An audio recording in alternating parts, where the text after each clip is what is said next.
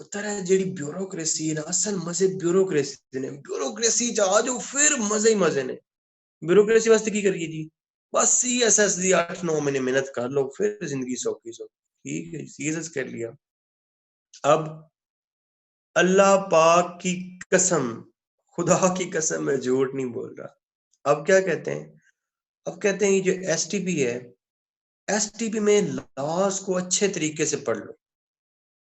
STP में laws को अच्छे तरीके से पढ़ लो, criminal law, procedure law, cantonment law, ये सब कुछ पढ़ लो, फिर जिंदगी सौखी सौखी। बे लानत भेजो ऐसी जिंदगी पे, क्या करना है? हद हो गई है यार बदतमीजी की,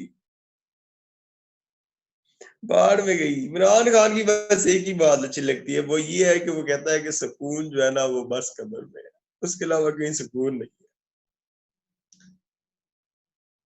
कोई नहीं यार, जिंदगी बड़ी मुश्किल है और खुदा की कसम एक एक सांस की कीमत देनी पड़ती है।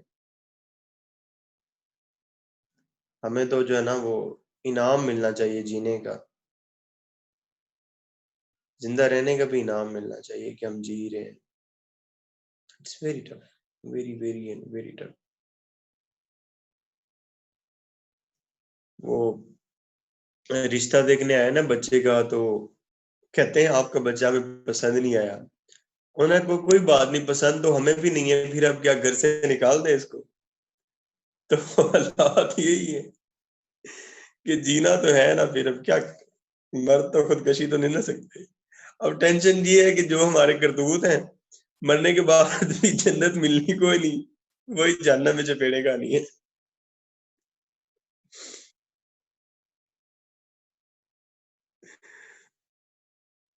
एनी हाउ जी, वी स्टार्ट। और इस मुश्किल जिंदगी में मैं बड़ा अल्लाह का शुक्र अदा करता हूँ कि चलो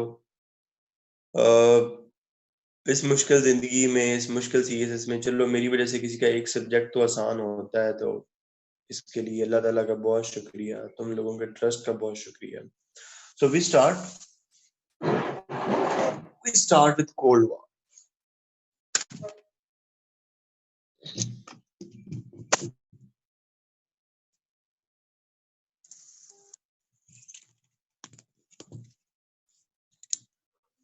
रात को मैंने अल्हम्दुलिल्लाह पंजाबी का एक अपना बैच शुरू किया हुआ था, वो खत्म किया। बच्चे कहे थे सर पंजाबी भी US हिस्ट्री की तरह आसान हो गया। मैंने कहा चलो जी बहुत शुक्रिया तुम लोगों का। आज इंशाल्लाह तुम्हारी ये खत्म हो रही है, आज तुम्हें US हिस्ट्री भी आसान लगेगी। So we are starting cold war.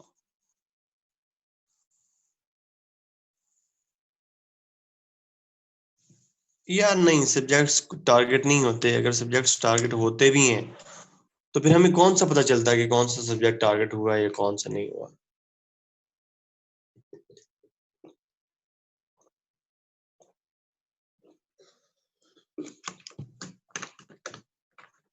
अच्छा पुत्र, जहां पे भी वॉर का लफ्ज देखो वहां पे लाइंस लगा लो। इस वॉर की सोशल रीजंस क्या थी, इसकी पॉलिटिकल रीजंस क्या थी, और इसकी इकोनॉमिक रीजंस क्या थी। जस्ट इन केस अगर मैं रिवाइज करना चाहूँ तो जब हमने सिविल वॉर पढ़ी थी, ठीक है, तो सिविल वॉर की सोशल रीजंस क्या थी भला?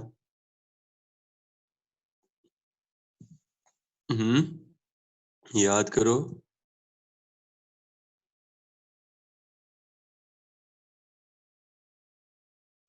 Slavery versus entire slavery.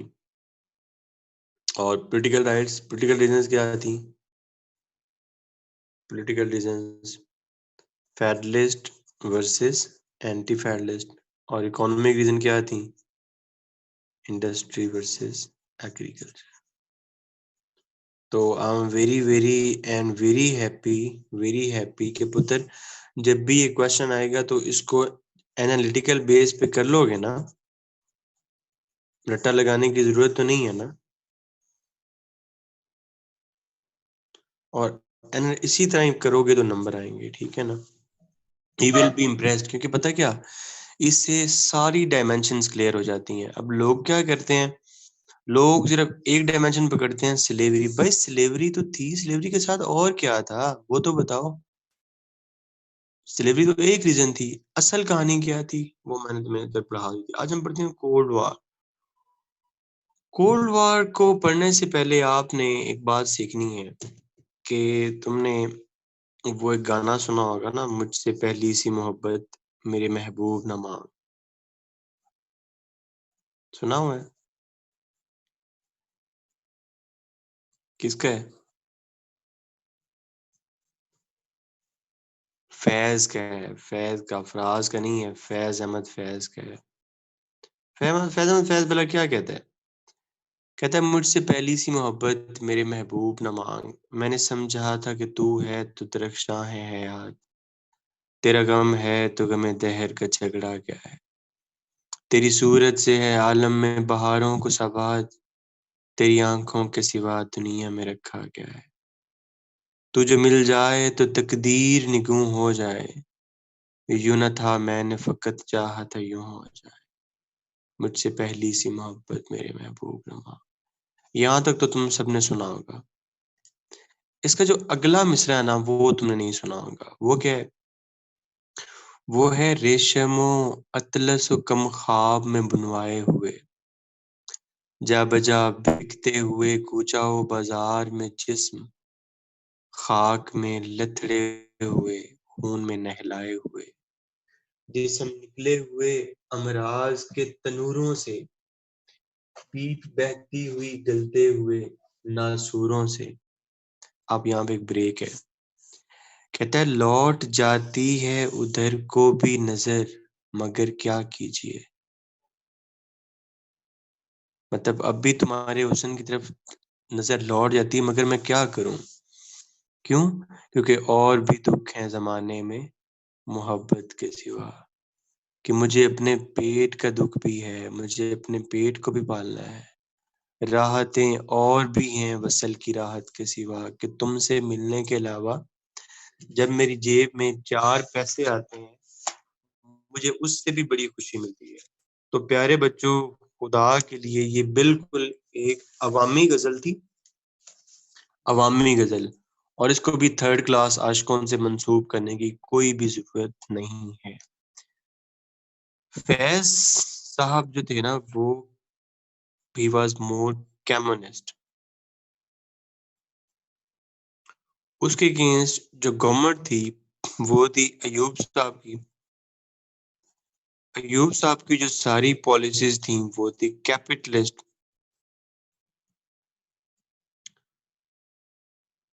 अब इस बात से तुमने एक अंदाजा लगाना है कि कम्युनिज्म और कैपिटलिज्म के दरमियान जो एक जंग आपको नजर आएगी वो ये होगी कि जहां पे भी गुर्बत होगी, क्योंकि कम्युनिज्म जो है ना वो क्लेम करता है इक्वालिटी,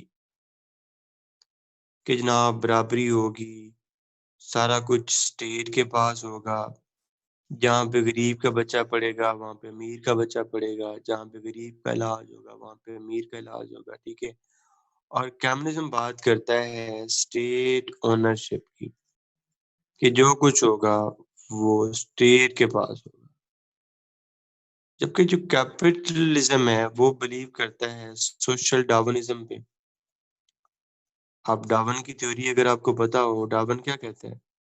डार्विन कहता है सर्वाइवल ऑफ द फिटेस्ट।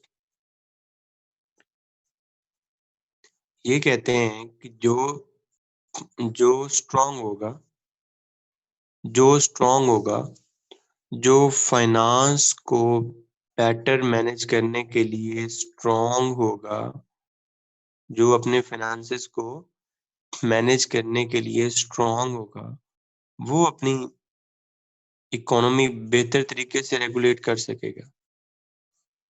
ठीक हो गया। फिर क्या बात है? वो बात करते हैं प्राइवेट ओनरशिप की।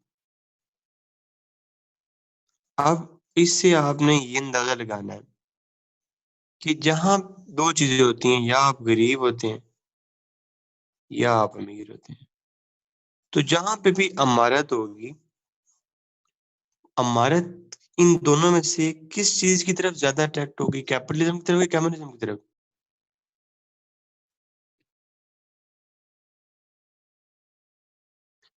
कैपिटलिज्म। और जहां पे भी गुर्बत होगी वो किसकी तरफ अट्रैक्ट होगी? क्या मान लीजिए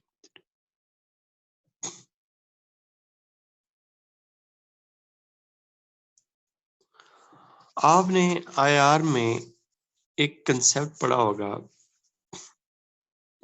डीकोलोनाइजेशन पढ़ा है?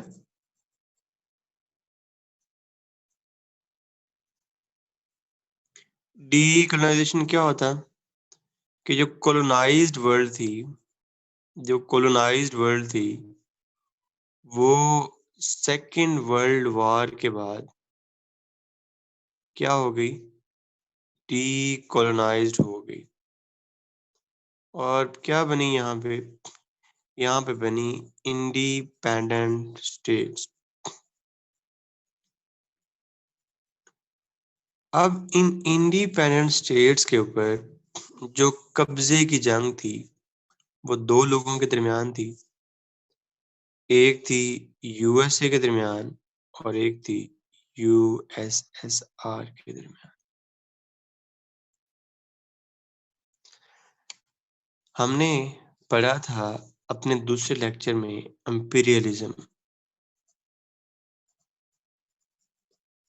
इंपीरियलिज्म में क्या होता था कि अंपायर्स होती थी और वो अंपायर्स जो दूसरे एरियाज होते थे उनको जाके कॉलोनाइज कर लेती थी। सेकेंड वर्ल्ड वॉर एरा कौन सा स्टार्ट होता है? डीकोलोनाइजेशन। तो डीकोलोनाइजेशन के साथ ये जो इंपीरियलिज्म का कंसेप्ट है ये भी चेंज होता है। ये किसमें चेंज होता है? ये चेंज होता है नियो इंपीरियलिज्म। अब न्यू इंपीरियलिज्म क्या है? न्यू इंपीरियलिज्म ये है कि वहां पे डायरेक्ट कॉलोनीज तो नहीं बनानी, डायरेक्ट कॉलोनीज तो नहीं बनानी। ओके, तो फिर क्या करना है? वहां पे उनको इनडायरेक्टली इन्फ्लुएंस करना है। ओके, इनडायरेक्टली इन्फ्लुएंस कैसे करना है? इनडायरेक्टली इन्फ्लुएंस करना है अपने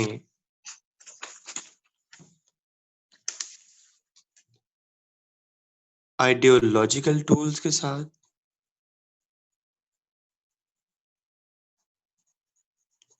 अपने पॉलिटिकल टूल्स के साथ, अपने इकोनॉमिक टूल्स के साथ। ओके, मैं दोबारा वापस जाता हूँ कॉलोनाइजेशन पे। कॉलोनाइजेशन में यूके और फ्रांस किस चीज के लिए लड़ रहे हैं बच्चों? किस चीज के लिए लड़ रहे हैं? कॉलोनीज के लिए। सेकेंड वर्ल्ड वॉर पे आओ, क्या हुआ? डीकोलोनाइजेशन। और मेजर पावर्स कौन कौन सी बची हैं? है यूएसए और यूएसएसआर। इनके दरमियान भी लड़ाई किस चीज की है? एरियाज की है जिनके ऊपर इन्फ्लुएंस कायम करना है। और उस लड़ाई को क्या कहते हैं?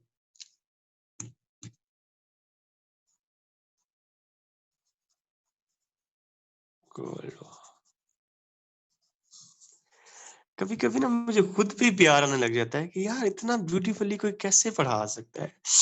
Love you Bilal Pasha. Background clear है? नहीं लिटरली यार, मतलब अल्हम्दुलिल्लाह I feel I am a teacher. Clear है बैकग्राउंड कोल्ड वॉर का? लेवल हो गया?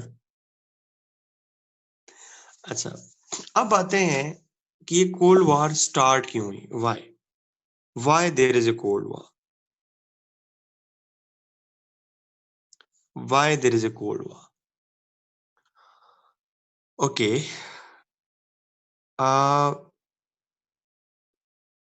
अपने इसको किस में डिवाइड करेंगे भला? सोशल, पॉलिटिकल और इकोनॉमिक। नहीं तो मैं रिपीट नहीं कर सकता पुत्र, इतना ज्यादा रिपीट नहीं हो सकता। इकोनॉमिक,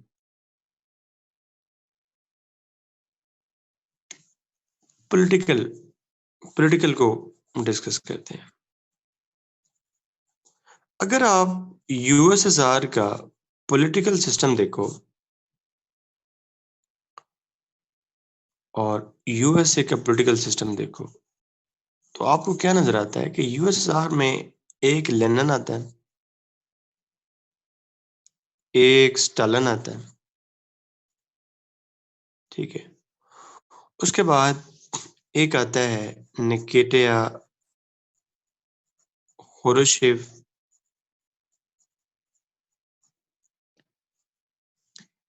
एक आता है ब्रेजनेव, एक आता है गोर्बाचेव। और ये कहां से कहां तक आते हैं? 1917 से लेके 1991 तक। कितने साल बनते हैं भला? कोई मैथ करो भला।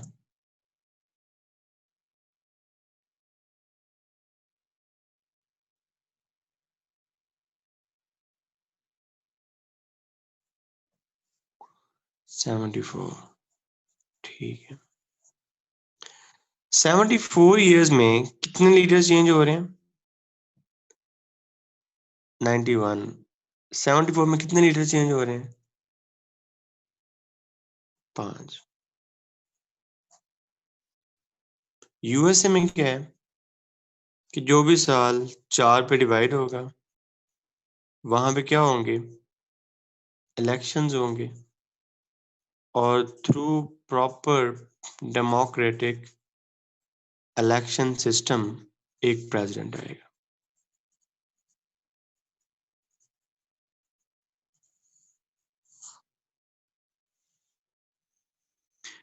यूएसएसआर क्लेम तो करता है इक्वालिटी और सारा कुछ, थ्योरी तो यही कहती है। लेकिन मुझे ये बताओ, इस कंटेक्स्ट में कि 74 सालों में 5 लीडर्स हैं, तो कहीं आपको इक्वालिटी नजर आ रही है? क्या नजर आ रहा है? ऑटोक्रेसी, या फिर आपको क्या नजर आ रहा है? टोटलिटेरियनिज्म।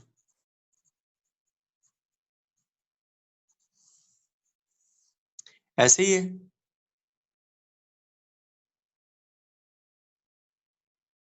हम्म। अब मैं अपने बच्चों को सिर्फ एक पंच लाइन बताऊंगा, सिर्फ एक लाइन, उससे कोल्ड वॉर सारी की सारी क्लियर हो जाएगी। ठीक है, देखो।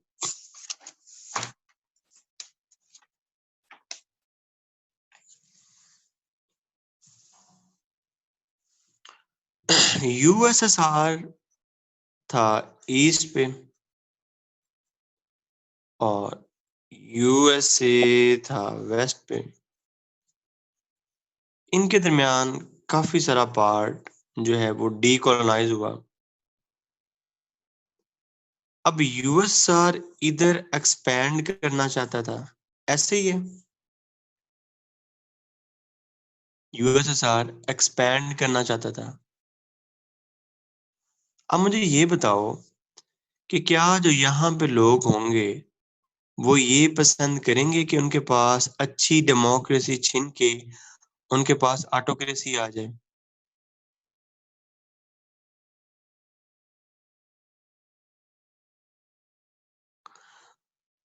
यूएसएसआर जब एक्सपैंड कर रहा होगा, यूएसएसआर जब एक्सपैंड कर रहा होगा, तो इधर वाला ब्लॉक उसको क्या करने की कोशिश करेगा?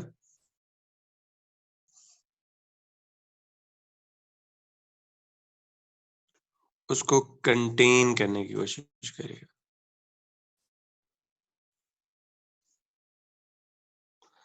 तो इस कंटेनमेंट, ये जार्गन है इसके, आपकी कोल्ड वॉर के, इस कंटेनमेंट और इस एक्सपेंशन के दरमियान आपको एक लाइन ऑफ कंपटीशन नजर आ रहा है?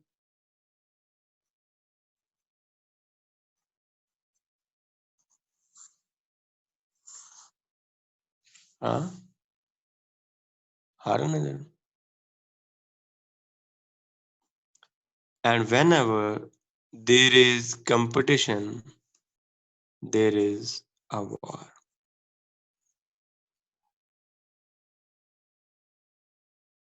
And this is the first reason, that is political reason of Cold War.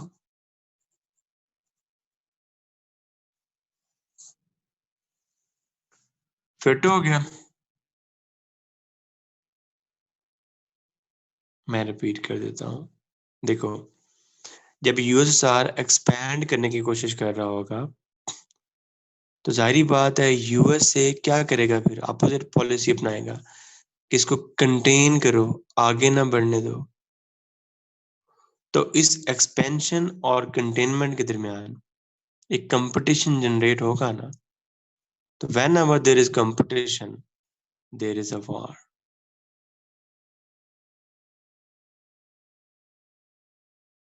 Clear?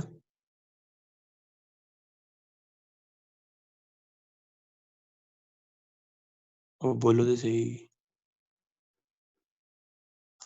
Okay,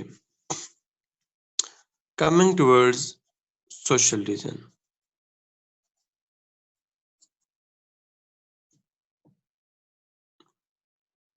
जी जी, बच्चे ये भी करते हैं ना मेरा बेटा, सारे करते हैं, सारे करते हैं। आजम, उनका पॉलिटिकल सिस्टम बेटा, उनका पॉलिटिकल सिस्टम, आजम बेटा, उनका पॉलिटिकल सिस्टम उनकी ऑटोक्रेसी की वजह थी। यूएसएसआर में जब ऑटोक्रेसी होगी, टोटलिटेरियनिज्म होगा आजम, तो मुझे बताओ कि वहां पे free speech, free movement, free election, free media और ये सारे जो फंडामेंटल राइट्स होते हैं, ये होंगे?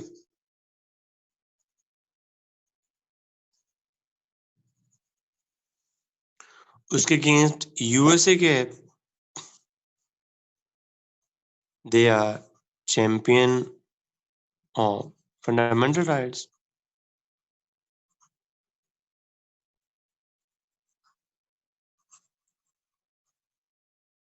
ठीक है, अगेन अब ये देखो कि यहाँ पे जो दरमियान में लोग हैं, क्या वो लोग चाहेंगे कि हमसे हमारे फंडामेंटल राइट्स छीन जाएं और हमारे ऊपर टोटलिटेरियनिज्म regime छा जाए? नहीं। तो मैंने जानबूझ के इनकी पोजीशन उल्ट कर दी है, हालांकि यूएसआर की पोजीशन इधर होनी चाहिए थी। तो यूएसआर जब एक्सपैंड करने की कोशिश करेगा, तो यूएसए किसकी कोशिश करेगा?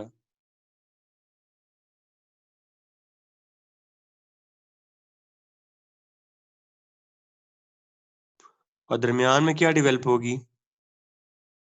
दरमियान में क्या डेवलप होगी? Line of competition. And whenever there is competition, there is a war, and that war is called Cold War. ठीक है पुत्र? उसके उसके बाद इकोनॉमिक रीजन।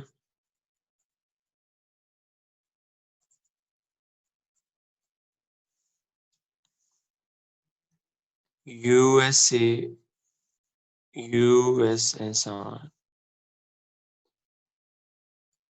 क्या कोई बंदा, क्या कोई बंदा यहाँ पे कुरुतलैन, नहीं बेटा, सेम तो नहीं है ना, सेम तो नहीं है। This is social system.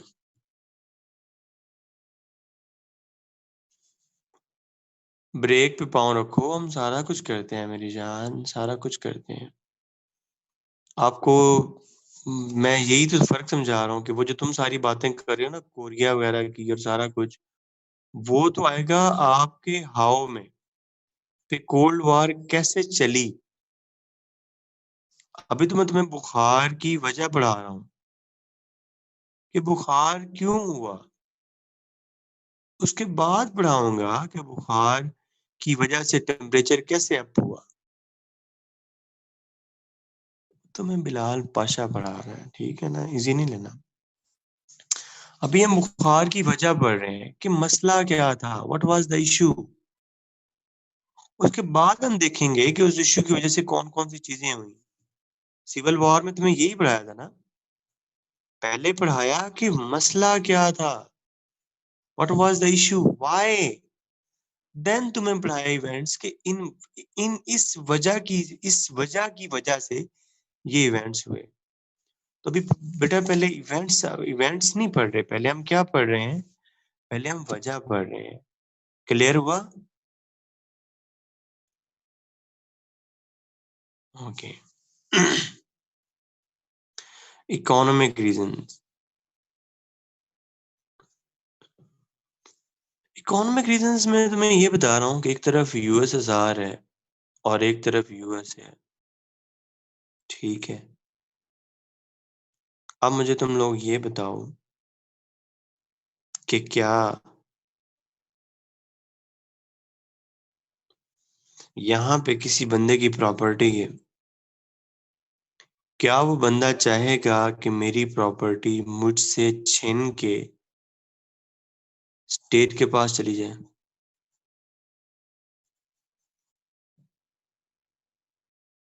नहीं चाहेगा। दूसरी बात, यहाँ पे यूएसए में या इस वेस्टर्न ब्लॉक में, यूएसए में या इस वेस्टर्न ब्लॉक में जिन लोगों का यहाँ पे बिजनेस इंटरेस्ट होगा, यूएसए में या वेस्टर्न ब्लॉक में जिन लोगों का यहाँ पे बिजनेस इंटरेस्ट होगा, क्या वो लोग चाहेंगे कि यहाँ पे सारा उनका बिजनेस इंटरेस्ट छीन के एक स्टेट के पास चले जाए?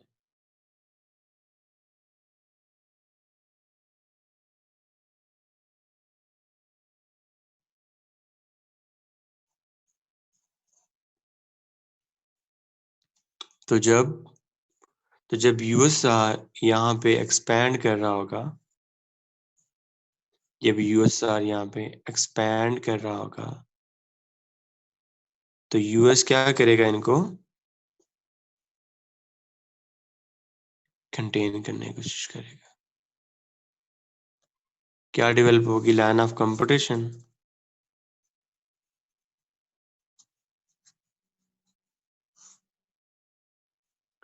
ठीक है। उसके बाद नबीला नबील के चाचे की बेटी थी, बचपन में इन दोनों की मंगनी हो गई। नबीला जो है ना वो मदरसे में पढ़ती रही, उसकी आइडियोलॉजी डिफरेंट हुई। नबील में बाद में सीएसएस कर लिया, उसकी आइडियोलॉजी डिफरेंट हो गई।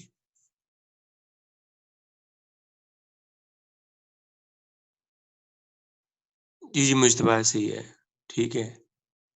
लेकिन नबील ने माँ बाप के प्रेशर में आके नबीला से शादी कर ली।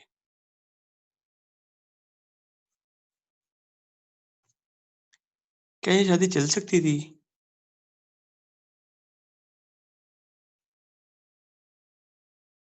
चल सकती थी, यस, चल सकती थी।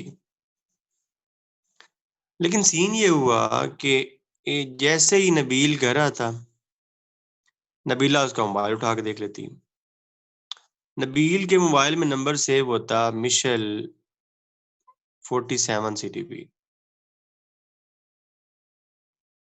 IRS group. मिशेल कहती ये लड़कियों के नंबर क्या कर रहे हैं तुम्हारे मोबाइल में। नबील कहता है मेरी जान मेरी बात सुनो, ये मेरी कुलीग है, इस वजह से। उसने कहा तुम्हारी कुलीग गई बाहर में, ये नंबर यहाँ पे क्यों सेव है? मैं ये नहीं होने दूंगी, ये नहीं चलेगा यहाँ पे। तो अब वो जो शादी होगी वो क्या होने लग जाएगी? शादी क्या होने लग जाएगी? खराब होने लग जाएगी। खराब क्यों होगी? खराब क्यों हुई अब? इसकी एक वजह क्या है? इसकी एक वजह क्या है? नहीं नहीं, मेरी तो अभी शादी हुई नहीं है। मिस ट्रस्ट है, मिस ट्रस्ट है। Now come to words.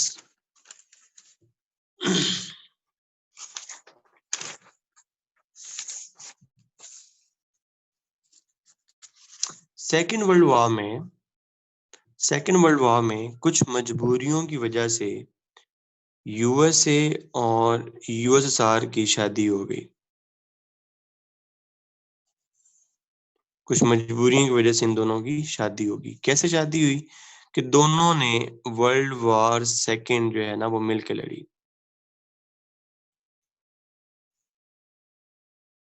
Okay, लेकिन दोनों के दरमियान क्या था? मिस ट्रस्ट था। उस मिस ट्रस्ट की जो सबसे बड़ी वजह थी वो ये थी कि यूएसए जंग के दौरान अपने एक प्रोजेक्ट पे काम कर रहा था जिसको कहते हैं मैनहट्टन प्रोजेक्ट।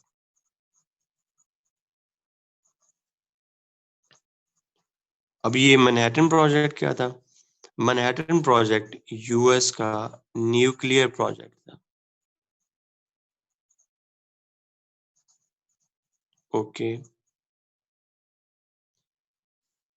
लेकिन नबील ने नबीला को नहीं बताया कि मेरे पास न्यूक्लियर प्रोजेक्ट है, क्योंकि नबीला ने कहना था फिर मैं भी लूंगी।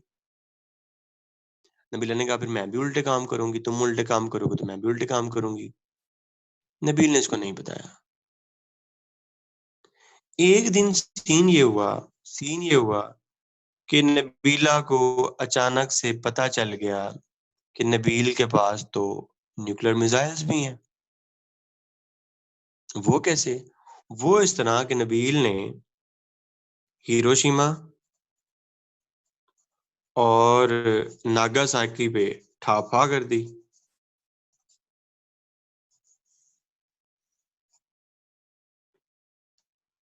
नबीला हैरान परेशान कि हमारी शादी हुई है, हम इकट्ठे जंग में लड़ रहे हैं, ये बाउंड है मुझे हर बात बताने के लिए, इसने मुझे बताया ही नहीं। क्यों नहीं बताया? Because of the mistrust. उसी दिन नबीला ने सोचा कि अब जब तक मैं एटम बम नहीं बनाऊंगी मैं सुकून से नहीं बैठूंगी।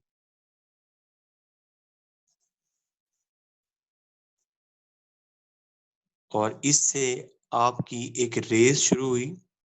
उस रेस को कहते हैं न्यूक्लियर रेस। इन्होंने एक बनाया, इन्होंने भी एक बनाया, इन्होंने दो बनाए, इन्होंने भी दो बनाए, इन्होंने तीन बनाए, इन्होंने भी तीन बनाए, इन्होंने चार बनाए, इन्होंने भी चार बनाए। So the fourth reason was mistrust, trust deficit. Ideological difference होते हैं, पॉलिटिकल इकोनॉमिक सारी रीजंस ठीक थी, बट देयर वाज मिसट्रस्ट। ठीक है, शायद ये बड़ी लंबी डिबेट है, इसको भी के लिए फ्रीज कर दो।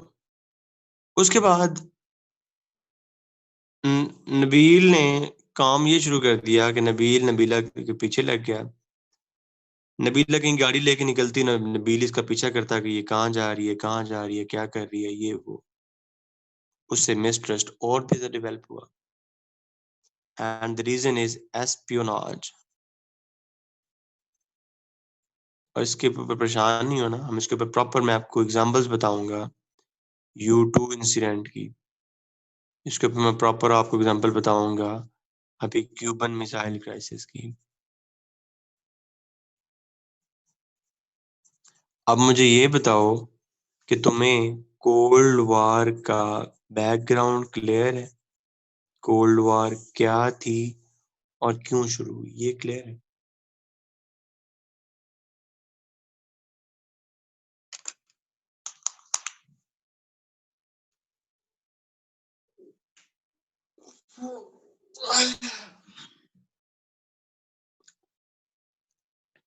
देखो, ये वॉर कौन सी है? Cold war. कोल्ड वॉर में वॉर किसकी है? नबील और नबीला की। लेकिन नबील और नबीला तो डरते थे माँ बाप से कि यार अगर हम कहीं लड़ें तो हमारे माँ बाप कहेंगे कि चंगी तुम्हारी भी शादी करवाई है, हर टाइम तुम लड़ते रहते हो। नबील और नबीला खुद तो नहीं लड़े, लेकिन जमील और जमीला को लड़वाया, सलीम और सलीमा को लड़वाया। इधर से ये सपोर्ट करता था, इधर से ये सपोर्ट करता था, इधर से ये सपोर्ट करता था, इधर से ये सपोर्ट करता था। ठीक है। Why it is named as Cold War? Because USA और यूएसआर आपस में तो कभी लड़े ही नहीं। जितनी भी लड़ी प्रॉक्सीज लड़ी, कहाँ में? कोरिया के अंदर प्रॉक्सीज लड़ी, वियतनाम के अंदर प्रॉक्सीज लड़ी, जर्मनी के अंदर प्रॉक्सीज लड़ी, अफगानिस्तान के अंदर प्रॉक्सीज लड़ी। I am very very very happy to tell you this कि हम अगले पेज पे एक मजेदार सी चीज बना रहे हैं। उस मजेदार सी चीज के आपके सारा कोल्ड वॉर आपका क्लियर हो जाएगा, अल्हम्दुलिल्लाह।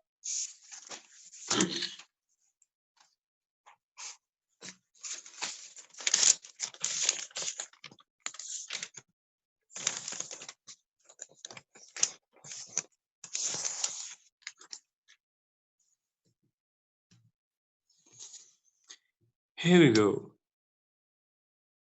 ये वर्ल्ड मैप है।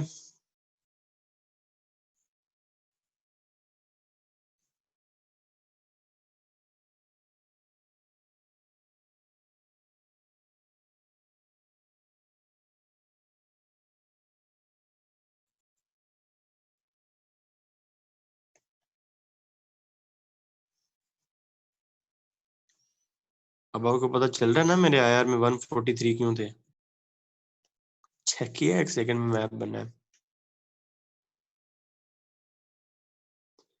पेपर में मैप बनाओ, फैक्ट्स लिखो, नंबर क्यों नहीं आते?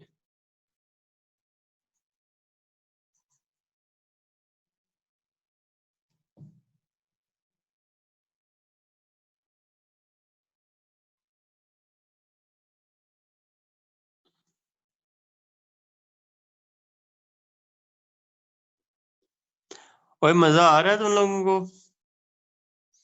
यार आज मेरी आखिरी क्लास है नोवा के साथ। आए नोवा के साथ अच्छा संबंध रहा। नोवा अच्छी एकेडमी है यार। नोवा इज गुड वन। नोवा के पास स्टाफ अच्छा है। टीचिंग फैकल्टी नोवा के पास बहुत अच्छी है, नो डाउट।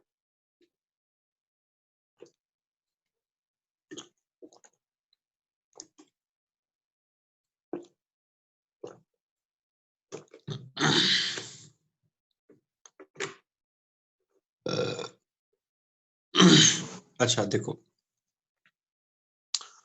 देखो एक बात देखो कि एक दायरा लगाओ,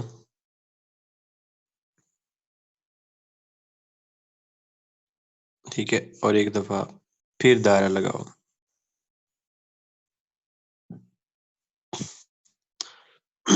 ठीक है। और यहाँ पे अगले पेज पे एक दफा दायरा लगाओ और एक दफा फिर दायरा लगाओ। इसको डिवाइड कर दो ईस्ट में और वेस्ट में, और इसको भी डिवाइड कर दो ईस्ट में और वेस्ट में।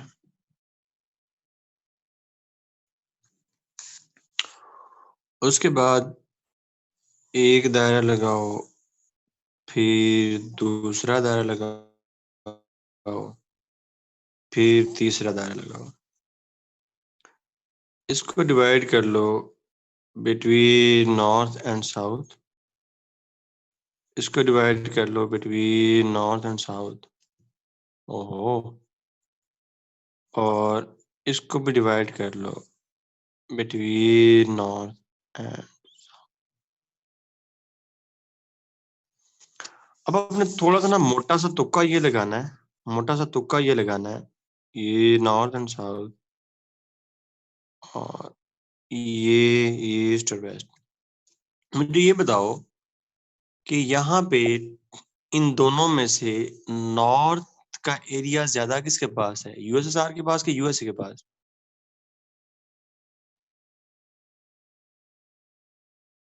यूएसएसआर के पास।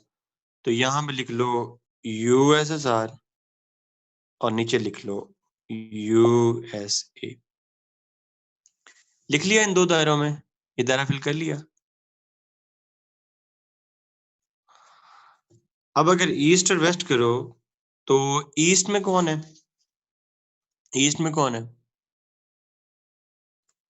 यूएसएसआर। और वेस्ट में कौन है? यूएसए। अब मैंने आपको क्या बताया कि इन्होंने हमेशा क्या लड़ी हैं? प्रॉक्सीज लड़ी हैं, आपस में कोल्ड रहे। ए और बी की वॉर थी, आपस में कोल्ड रहे। लड़वाया किसको? लड़वाया सी और डी को लड़वाया। ठीक है। Now you are all the way clear. War के बाद जर्मनी डिवाइड हुआ between East Germany and West Germany. अब ईस्ट जर्मनी में कौन सपोर्ट कर रहा होगा? उसी मैप से बताओ मुझे।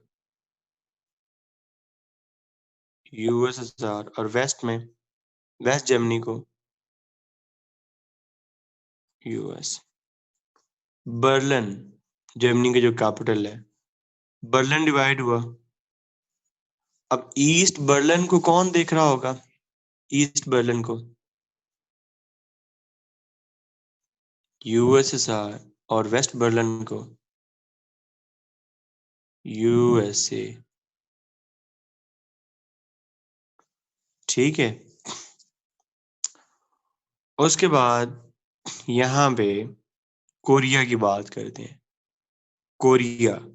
तो यहाँ पे नॉर्थ कोरिया को कौन सपोर्ट कर रहा होगा? यूएसएसआर। और साउथ कोरिया को कौन सपोर्ट कर रहा होगा? यूएसए। इसी तरह वियतनाम की बात कर लेते हैं। नॉर्थ वियतनाम को कौन सपोर्ट कर रहा था?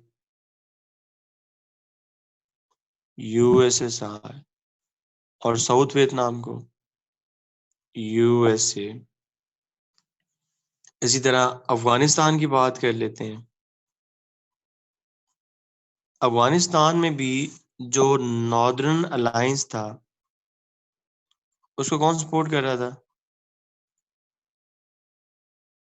यूएसएसआर।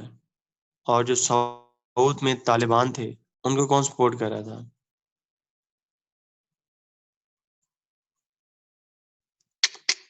You are done.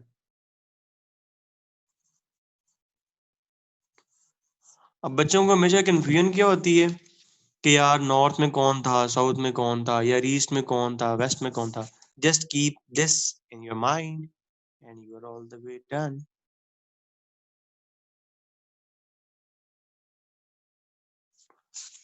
मान गए हो ना फिर बिलाल पाशा को है? क्या बात।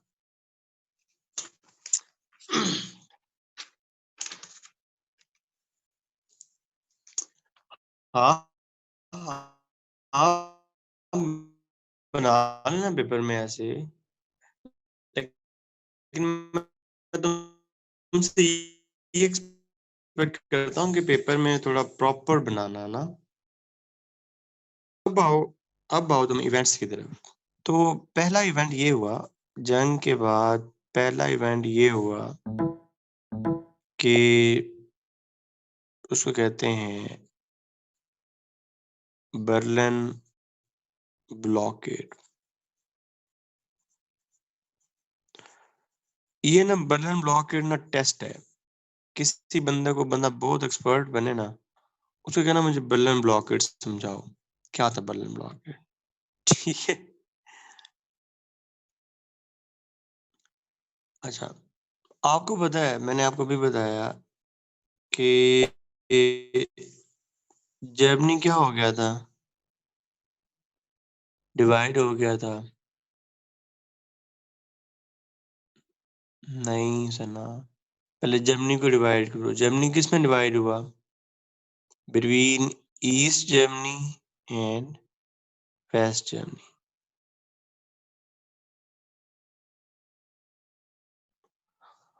अब जो जर्मन कैपिटल था, जो जर्मन कैपिटल था बर्लिन, बर्लिन भी डिवाइड हुआ। बर्लिन किस में डिवाइड हुआ? बर्लिन भी ईस्ट और वेस्ट में, लेकिन बर्लिन की जो लोकेशन है वो ये, इसको डिवाइड करो between East Berlin and West Berlin.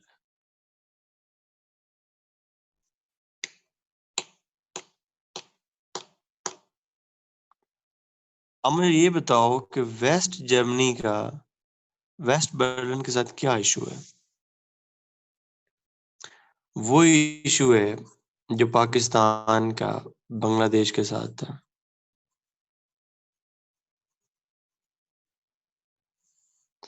भाई लैंड रूट नहीं है,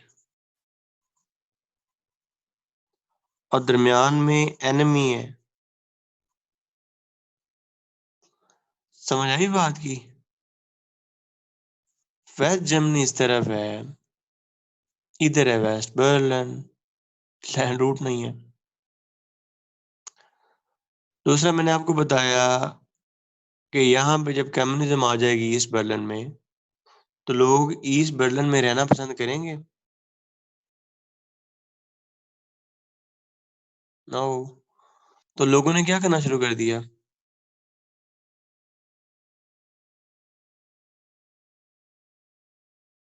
इधर से भागना शुरू कर दिया।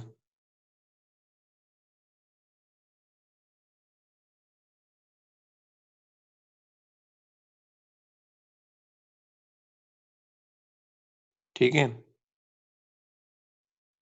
जब यहाँ से भागना शुरू किया, तो स्टालिन को इस बात का बड़ा गुस्सा आया। स्टालिन ने जो भी रोड्स थे, जो भी रेल रोड था, जो भी रास्ता था वेस्ट जर्मनी का वेस्ट बर्लिन के साथ, उसने सारा कुछ ब्लॉक कर दिया, और इसको कहते हैं बर्लिन ब्लॉकेड।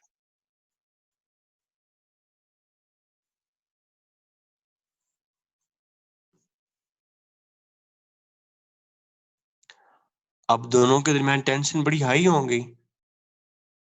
यूएसए और यूएसएसआर के दरमियान टेंशन बड़ी हाई हो गई। तो यूएस ने वेस्ट बर्लिन को सपोर्ट करने के लिए एक प्रोग्राम स्टार्ट किया। This is known as Berlin airlift.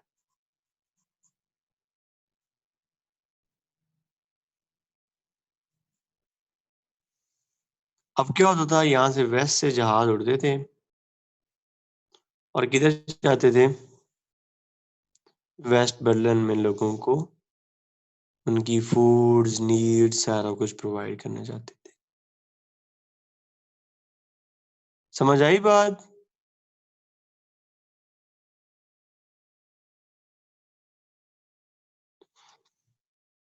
तीसरा इवेंट जो मेन हुआ, दैट वाज ट्रूमैन डॉक्ट्राइन। अच्छा, आपने ना एक बात याद रखनी है, आपने यूएसएसआर को ना इजी नहीं लेना। यूएसएसआर कोई बहुत छोटा कंट्री नहीं था। यूएसए तो आज भी सबसे बड़ा कंट्री है। तो उस टाइम ये कितना बड़ा था? उस टाइम तो ये बहुत ही ज्यादा बड़ा था।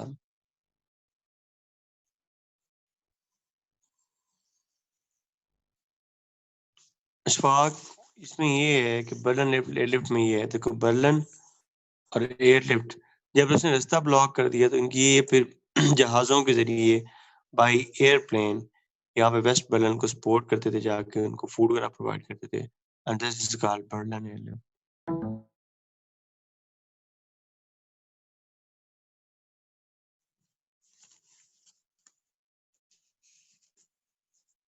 यूएसएसआर जो था, यूएसएसआर के अंदर सारी कार्स आपके सेंट्रल एशियन रिपब्लिक्स यहाँ तक थे। मतलब अफगानिस्तान से ऊपर क्या शुरू होता था? अफगानिस्तान से ऊपर क्या था? यूएसएसआर था।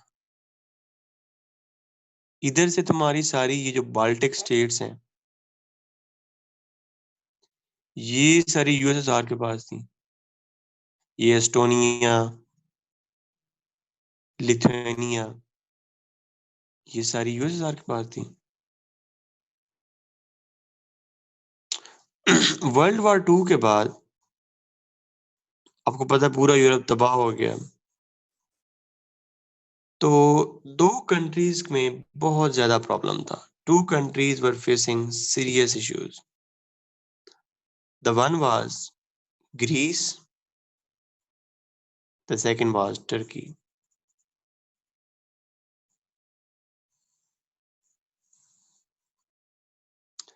अब मेरी बात सुनो, ग्रीस और टर्की यूएसआर के बिल्कुल नेक्स्ट टारगेट है। समझ आ रही है ना बात?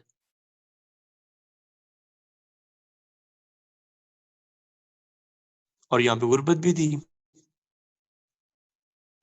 और जहाँ पे गुर्बत होगी, जहाँ पे गुर्बत होगी, वो किसको अट्रैक्ट करेगी गुर्बत? कम्युनिज्म को। तो यहाँ पे कम्युनिज्म का थ्रेट था, सोशलिज्म का थ्रेट था। इस चीज को अवॉइड करने के लिए, इस चीज को अवॉइड करने के लिए यहाँ पे सीन ये हुआ कि यहाँ पे ट्रू मैन जो उस टाइम का प्रेसिडेंट था, उसने ट्रू मैन डॉक्ट्राइन दी। उसने कहा कि हम लोगों के ऊपर जो जबरदस्ती बाय फोर्स कम्युनिज्म को इम्पोज करेंगे, हम उनके साथ स्टैंड बाय करेंगे और उनके ऊपर अटैक ऐसे ही कंसीडर किया जाएगा जैसे यूएसए के ऊपर अटैक है।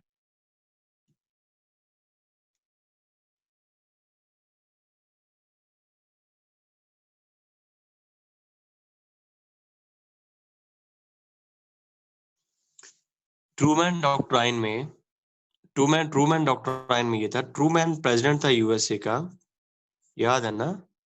एफ डी रूजवेल्ट की जब डेथ हुई तो एफ डी रूजवेल्ट का वाइस प्रेसिडेंट था हैरियस ट्रूमैन। हैरियस ट्रूमैन प्रेसिडेंट बन गया। अब हैरियस ट्रूमैन ग्रीस और टर्की को बचाना चाहता था।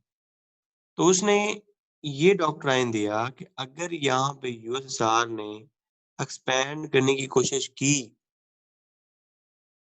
तो ये जो एक्सपेंशन है, ये एक्सपेंशन यूएसए के अंदर, ये एक्सपेंशन वेस्ट ब्लॉक के अंदर कंसीडर की जाएगी। ये ऐसे समझा जाएगा जैसे उन्होंने यूएसए के अंदर एक्सपेंशन की है। And we will stand by with these countries, हम इनके साथ खड़ा होंगे। अब समझ आया?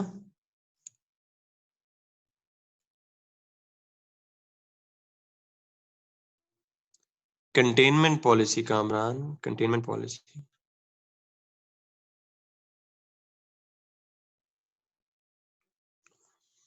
जब जब इन्होंने, इनका ठीक है, ये तो होगी पॉलिटिकल सपोर्ट, लेकिन मेरी बात सुनो, इस चीज का, इन दोनों कंट्रीज को बचाने का जो नॉवल, जो वाइटल तरीका था वो क्या था? इनको कम्युनिज्म से बचाने का वाइटल तरीका क्या था?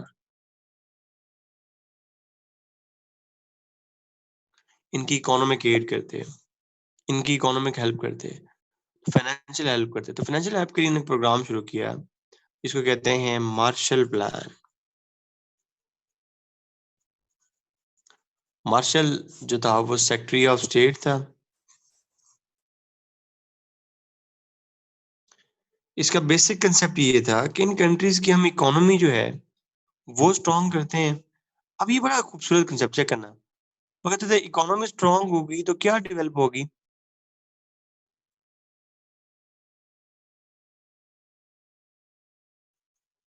प्राइवेट ओनरशिप डेवलप होगी।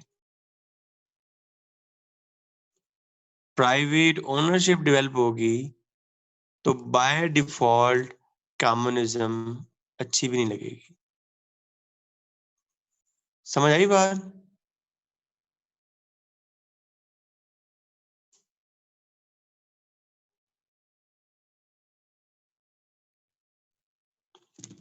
वेस्ट ब्लॉक,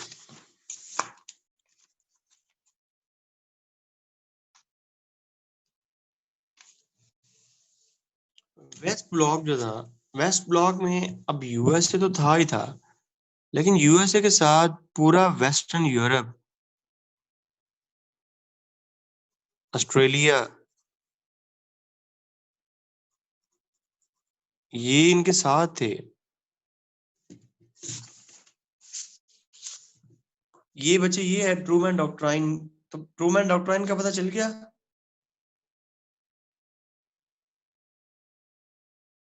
अब ट्रूमैन डॉक्ट्राइन तो पॉलिटिकल सपोर्ट थी ना, असल मसला हल होना था फाइनेंशियल सपोर्ट से। तो उन कंट्रीज की फाइनेंशियल सपोर्ट करने के लिए, उन कंट्रीज की फाइनेंशियल सपोर्ट करने के लिए यूएस ने एक प्रोग्राम शुरू किया, and this program is known as Marshall plan. अब मार्शल प्लान क्या था कि इन कंट्रीज की इकोनॉमिक सपोर्ट की जाएगी, इकोनॉमिक, और इकोनॉमिक सपोर्ट के साथ जब इनकी इकोनॉमी स्ट्रांग होगी तो बाय डिफॉल्ट यहाँ पे प्राइवेट ओनरशिप डेवलप होगी, और जैसे ही प्राइवेट ओनरशिप डेवलप होगी बाय डिफॉल्ट यहाँ पे क्या होगा, कम्युनिज्म के खिलाफ नफरत पैदा हो जाएगी।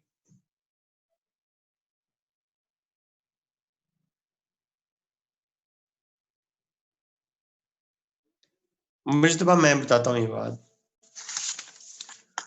अब अपने एक बात याद रखना है कि वेस्टर्न ब्लॉक सिर्फ यूएस से नहीं था, बल्कि पूरा वेस्टर्न यूरोप और साथ में ऑस्ट्रेलिया भी था। और ईस्टर्न ब्लॉक में यूएसएसआर के साथ पोलैंड, यूक्रेन, ये कंट्रीज भी थे। ये जो मैंने आपको ट्रूमैन डॉक्ट्राइन पढ़ाई है, जनरली जनरली ये ट्रूमैन डॉक्ट्राइन पूरे वेस्टर्न यूरोप के लिए थी कि अगर किसी भी वेस्टर्न यूरोप के कंट्री के ऊपर यूएसआर अटैक करेगा तो वो अटैक पूरे वेस्टर्न ब्लॉक पे कंसिडर किया जाएगा, and particularly it was for Greece and Turkey. Same is the case with Marshall Plan. Marshall Plan was generally for the reconstruction of whole Western Europe, but particularly it was for Germany, sorry, Greece and Turkey.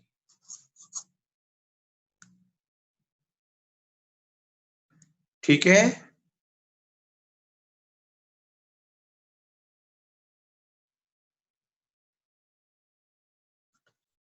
ये लो यार, Greece and Turkey मेरा पुत्र, Greece and Turkey की पीती हुई की जेब में रखी है। ये वैसे सॉन्ग लिया कितों, कितनी दफा रिपीट करना है?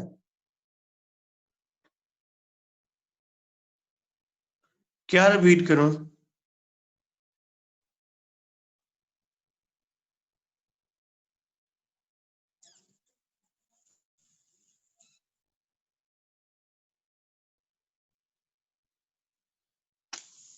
Trueman doctrine generally western Europe के लिए था, पर्टिकुलरली ग्रीस और टर्की टर्की के लिए था।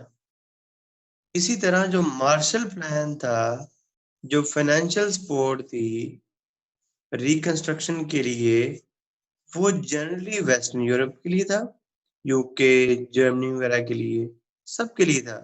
लेकिन particularly it was for Greece and Turkey.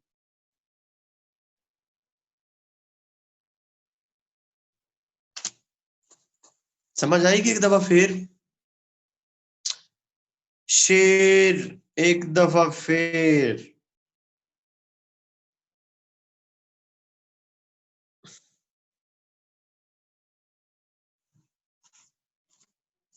अच्छा, उसके बाद इन 19 इन 1949, कुरत इसमें क्या रिपीट करना है बेटा? क्या रिपीट करूं इसमें? हाँ तो ये भी तुम्हारे वाली बच्चों, दो दफा तो मैंने इधर रिपीट किया है, यहाँ पे बताया है, एक दफा यहाँ पे बताया है। अब ये कहना, ये जो आप लोगों का डिस्कनेक्ट हो जाता है ना, वो तो मुझे ना ना कहा करो फिर। देखो, ये तुम लोग ये मान में रखा करो कि मुझे बेशक तुम 50 दफा कहो, मुझे मसला नहीं है, लेकिन तुम फिर यहाँ पे बाकी भी तो 135 बैठे हो ना, तो उनका तो टाइम वेस्ट होगा ना। मुझे कोई मसला नहीं है, लेकिन क्योंकि सारी क्लास को साथ लेके चलना होता है।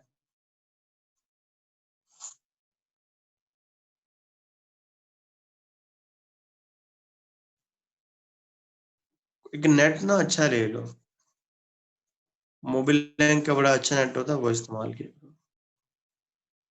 चलो मैं फिर से एक्सप्लेन कर देता हूँ।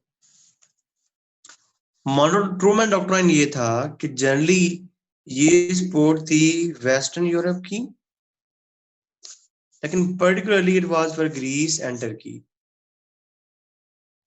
मार्शल प्लान था financial help, particularly this financial help was for Western Europe, but particularly it was Greece and Turkey.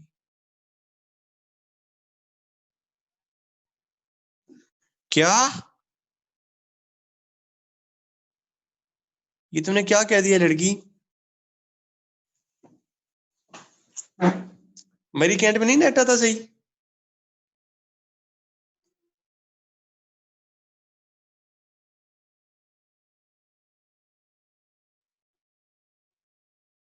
बस मैं पहली पोस्टिंग ही मरी कैंट करवाता हूँ अपनी, और मरी कैंट का नेट ठीक करवाता हूँ मैं आके। डन हो गया, पहली पोस्टिंग मरी कैंट करवानी है मैं। तुमने कैंटोनमेंट बोर्ड में आके ना, कैंटोनमेंट बोर्ड मरी के अंदर आके ना गुड़िया, तुमने एप्लीकेशन दे के जानी है मुझे, ठीक हो गया? अवाम की खिदमत के लिए हाजिर। अच्छा, 1949 में 1949 में इन्होंने प्रॉपर यहाँ पे नेटो बना ली, नॉर्थ अटलांटिक ट्रीटी ऑर्गेनाइजेशन। और इन्होंने क्या बना लिया? वार्सा पैक्ट बना लिया।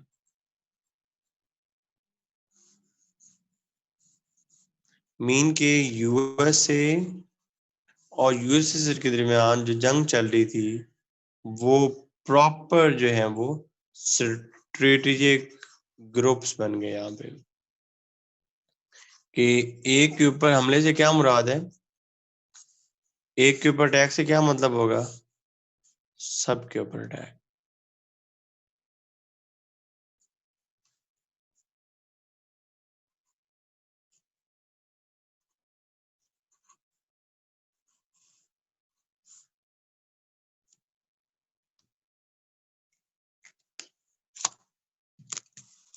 समझ आ गई है 110 की?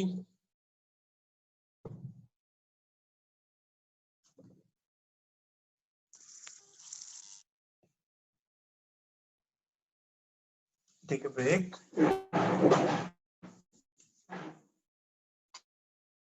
and then we'll start. ठीक हो गया? कुछ समझ कुछ रह तो नहीं गया?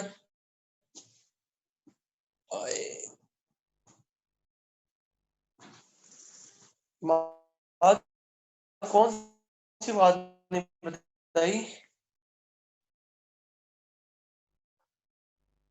कौन सा बैच यार? ये मेरी आखिरी क्लास है आज। नोवा की कौन सा बैच की बात कर रहे हो? बैच 6 की तो मुझे पता ही नहीं है। अब मैं न्यू बैच को तो नहीं पढ़ाऊंगा। आपको इंशाल्लाह कोई और अच्छे सर पढ़ाएंगे, और नोवा के पास बड़े अच्छे अच्छे टीचर हैं, और you are very lucky people कि तुम्हें कोई मुझसे भी अच्छा पढ़ाएगा इंशाल्लाह।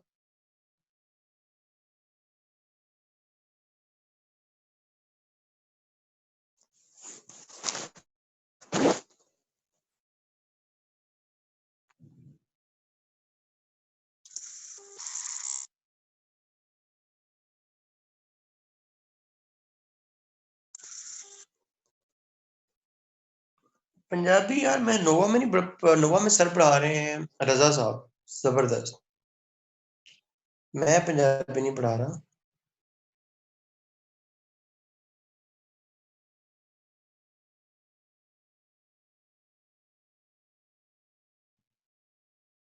शहीर अभी तुमने उसको पूरी बात करनी है बेटा।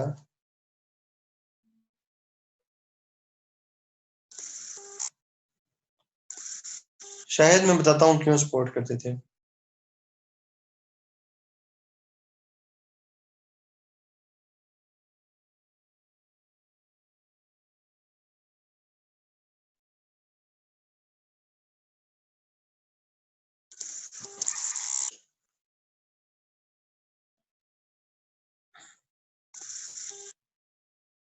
वीडियो बस इंशाल्लाह आज प्लान है। यार पंजाबी जो सर आपको पढ़ा रहे हैं, आप उनसे पूछे ना कि वो कौन सी चीज पढ़ा रहे हैं।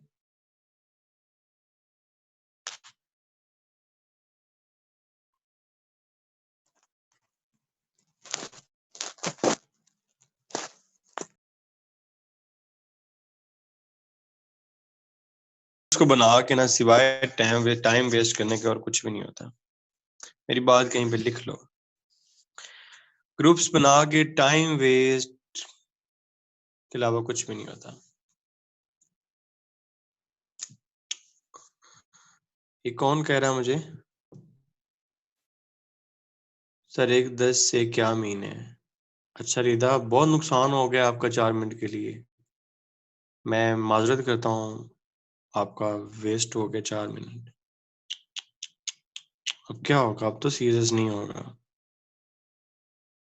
4 मिनट वेस्ट हो गए आपके, अब नहीं होगा सीरियस।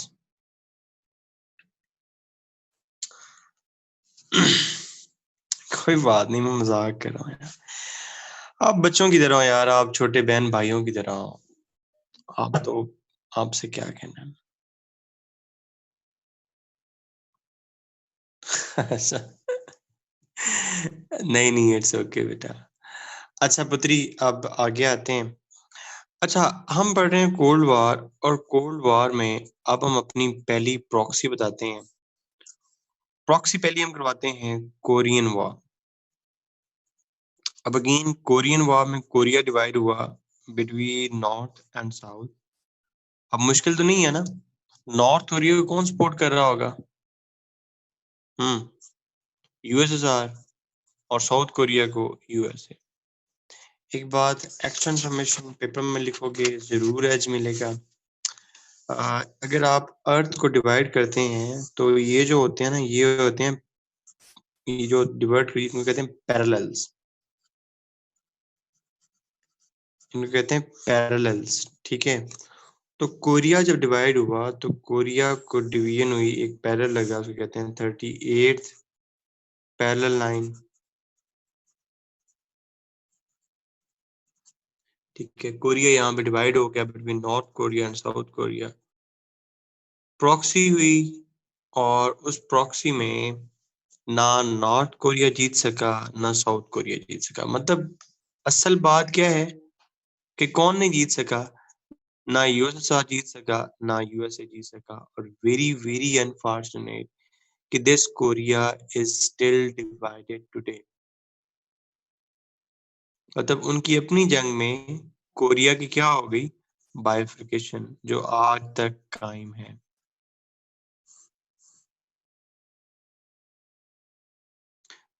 सना हमारे पुत्री वार तो एंड होगी, लेकिन ये तो डिवाइडेड है ना। सीज फायर को क्या करना है इन लोगों ने, इनकी तो डिवीजन होगी ना। एक कंट्री में दो में डिवाइड हो गया, जो भाई थे वो जान के दुश्मन बन गए इनकी आपस की जंग की वजह से।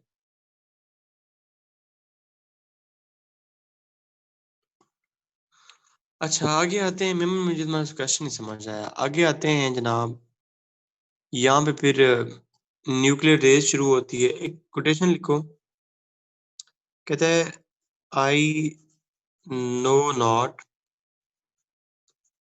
with what weapons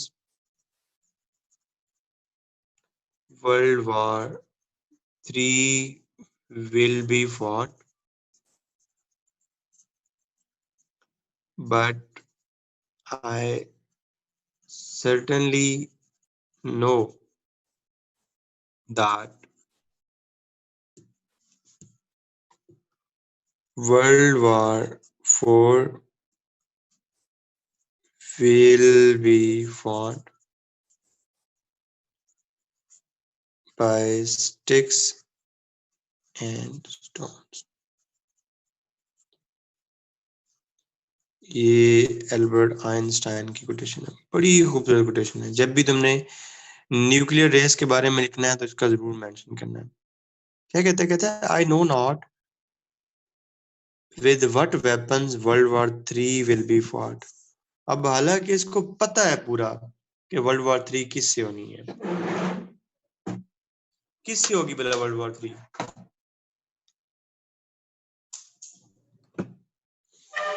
nuclear weapon से। और जैसे न्यूक्लियर वेपन से होगी दुनिया वापस किधर चली जाएगी, स्टोन एज में। तो वर्ल्ड वॉर फोर किससे होगी फिर, स्टिक्स एंड स्टोन से। ठीक है। उसके बाद यहाँ पे जैसे ही न्यूक्लियर वॉर उन्होंने जब बना ली, अपना न्यूक्लियर रेस स्टार्ट होगी। न्यूक्लियर रेस के साथ एक और रेस स्टार्ट होगी जिसको कहते हैं स्पेस रेस, जिसके अंदर खैर यूएसएसआर जीत गया। इसने अपना पहला मिशन भेजा स्पुतनिक 1, और इसके अगेंस्ट उन्होंने अपना भेजा अपोलो 1। इस रेस में एक इंसिडेंट हुआ जिसको कहते हैं U2 इंसिडेंट। U2 इंसिडेंट ये था कि U2 असल में अमेरिका के स्पाई प्लेन्स थे। ये स्पाई प्लेन्स क्या करते थे, ये स्पाई प्लेन्स उड़ते थे, और इंटरेस्टिंग बात बताऊं, पता कहाँ से उड़ते थे, ये एक मुल्क से उड़ते थे। उस मुल्क का नाम है अल्बाकिस्तान। ठीक है। ये स्पाई प्लेन्स पिशावर से उड़ते थे। अब देखो पिशावर के ऊपर क्या है भला, अफगानिस्तान से जाके सारा यूएसएसआर ही तो था। और ये तस्वीरें लेके वापस आते थे। अब तस्वीरें भला क्यों लेनी है, तस्वीरें क्यों लेनी है, एस्पियोनाज के लिए। लिंक लिंक डेवलप हो रहा है रीजंस और इफेक्ट्स का, रीजंस और इफेक्ट्स का लिंक डेवलप हो रहा है। जासूसी क्यों करनी है, जासूसी इसलिए करनी है because of the trust deficit. Then in 1962 there came an incident, Cuban Missile Crisis।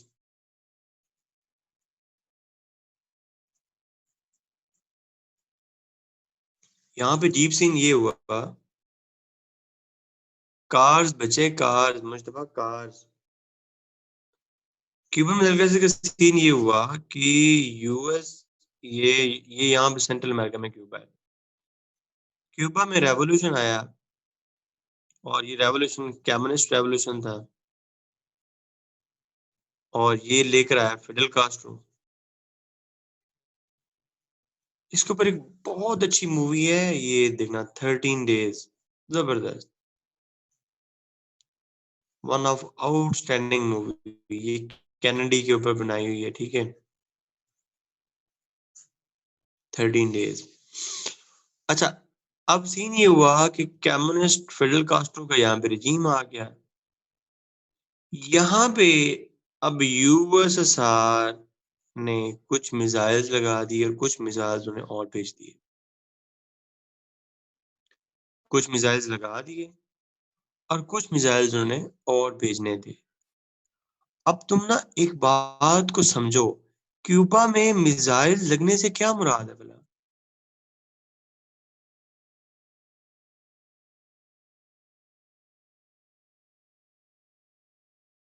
भाई, ये यूएसए है, ये यूएसए, ये क्यूबा है।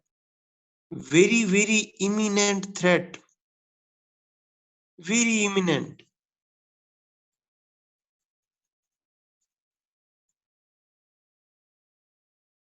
With in seconds, within seconds US के ऊपर अटैक हो सकता था। समझ आई?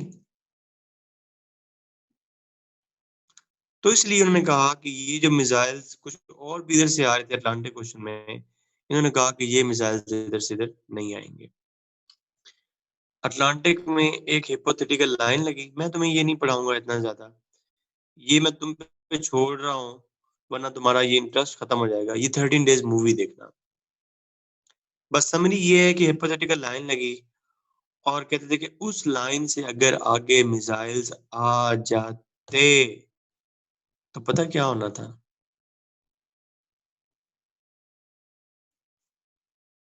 वर्ल्ड वॉर 3 हो जानी थी। कहते हैं मॉडर्न हिस्ट्री में ये जो 13 डेज थे, ये बहुत ज्यादा टफेस्ट डेज थे। कहते थे आज जंग होती है और कल जंग होती है, आज जंग होती है और कल जंग होती है। लेकिन इसका एक इम्पैक्ट ये हुआ कि कैनेडी की सक्सेसफुल डिप्लोमेसी की वजह से ये क्यूबन मिसाइल क्राइसिस अवर्ट हुआ। लेकिन इसका पॉजिटिव इम्पैक्ट ये हुआ कि ये यूएसए और ये यूएसएसआर, इधर हो गया वाशिंगटन, इधर हो गया मॉस्को। तो वाशिंगटन और मॉस्को के दरमियान एक हॉटलाइन स्टैब्लिश हुई कि भाई, अगर कोई दोबारा ऐसा मामला आता तो आपस में बात कर लेंगे। ये ना हो कि मिस कैलकुलेशन की वजह से ये सीन हो जाए। उसके बाद वियतनाम वार आती है। Again, Vietnam divided between north Vietnam, south Vietnam, along the, जी जी वो भी, along the 17th parallel line।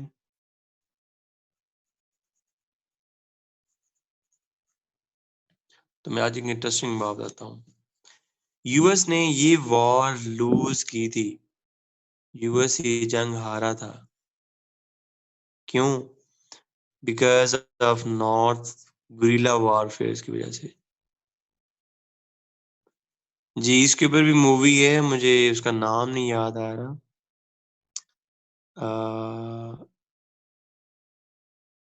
Vietnam के ऊपर यार बड़ी जबरदस्त मूवी है।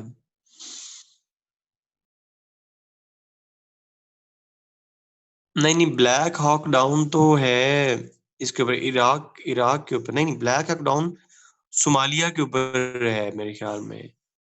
ब्लैक हॉक डाउन नहीं है, एक और मूवी है।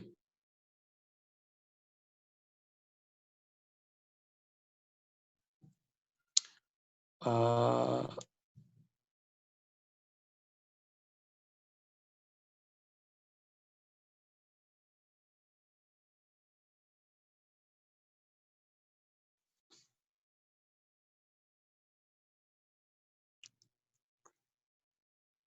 यस, वी वर सोल्जर्स, यही है। ये तुम देखना, we were soldiers. Outstanding movie है। और इधर इराक के ऊपर एक मूवी है, क्या नाम है उसका, green green green green zone. Again outstanding movie.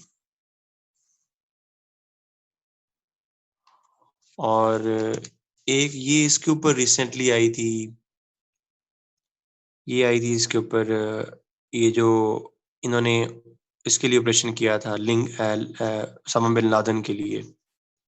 इसका एक नाम भूल गया, हाँ, zero dog 30, zero dog 30, exactly.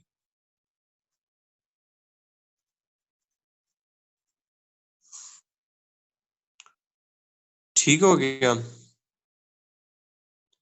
Vietnam वार ये थी, अब्दुल्ला साहब, वियतनाम वार ये थी कि वियतनाम भी प्रॉक्सी बना, वियतनाम डिवाइड हुआ between north Vietnam and south Vietnam.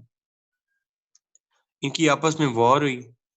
क्यों? बिकॉज इसको सपोर्ट कर रहा था यूएसएसआर और इसको सपोर्ट कर रहा था यूएसए। और यहाँ पर इन्होंने लड़ी गुरिल्ला वारफेयर। और गुरिल्ला वारफेयर लड़के अमेरिकन मेरीन्स को इतनी बुरे तरीके से मारते थे ना पकड़ के, और फिर उनकी जो तस्वीर हैं वो वापस यूएसए भेज देते थे। और यूएसए के लोग मेंटल हो चुके थे कि वहां पे हो क्या रहा है। मतलब जस्ट इन केस तुम ये देखो कि तुमने बैम्बू देखा होगा ना, बैम्बू। अब बैम्बू बड़ी जल्दी ग्रो करता है, मतलब एक रात में 2-3 इंच ग्रो कर जाता है। तो ये क्या करते थे, बैम्बू को काटते थे, उसके ऊपर नोक बना देते थे, उसके ऊपर एक यूएस मरीन को बांध देते थे।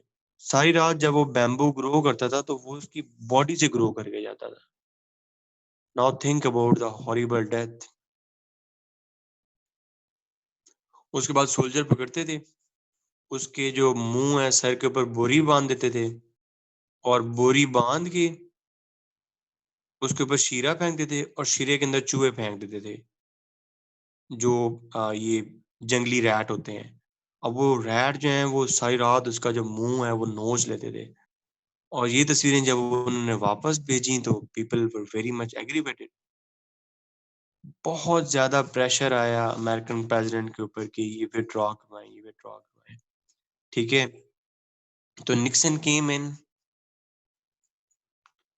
शीरा मीन शुगरी मटेरियल।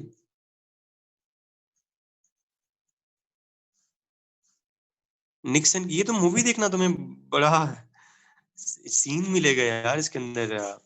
ये वी वर सोल्जर्स, तुम देखना इनके साथ होता क्या है।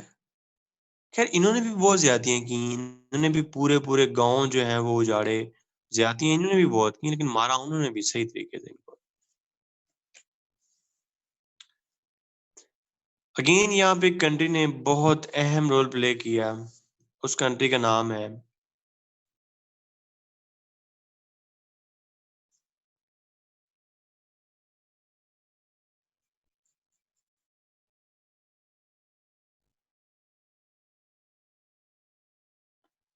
अक्सा। अब तुम ये क्वेश्चन पूछोगी तो फिर तो जाहिर बात है मैं मीठी मीठी जुगतें लगाऊंगा ना, फिर तो मेरा बनता है ना।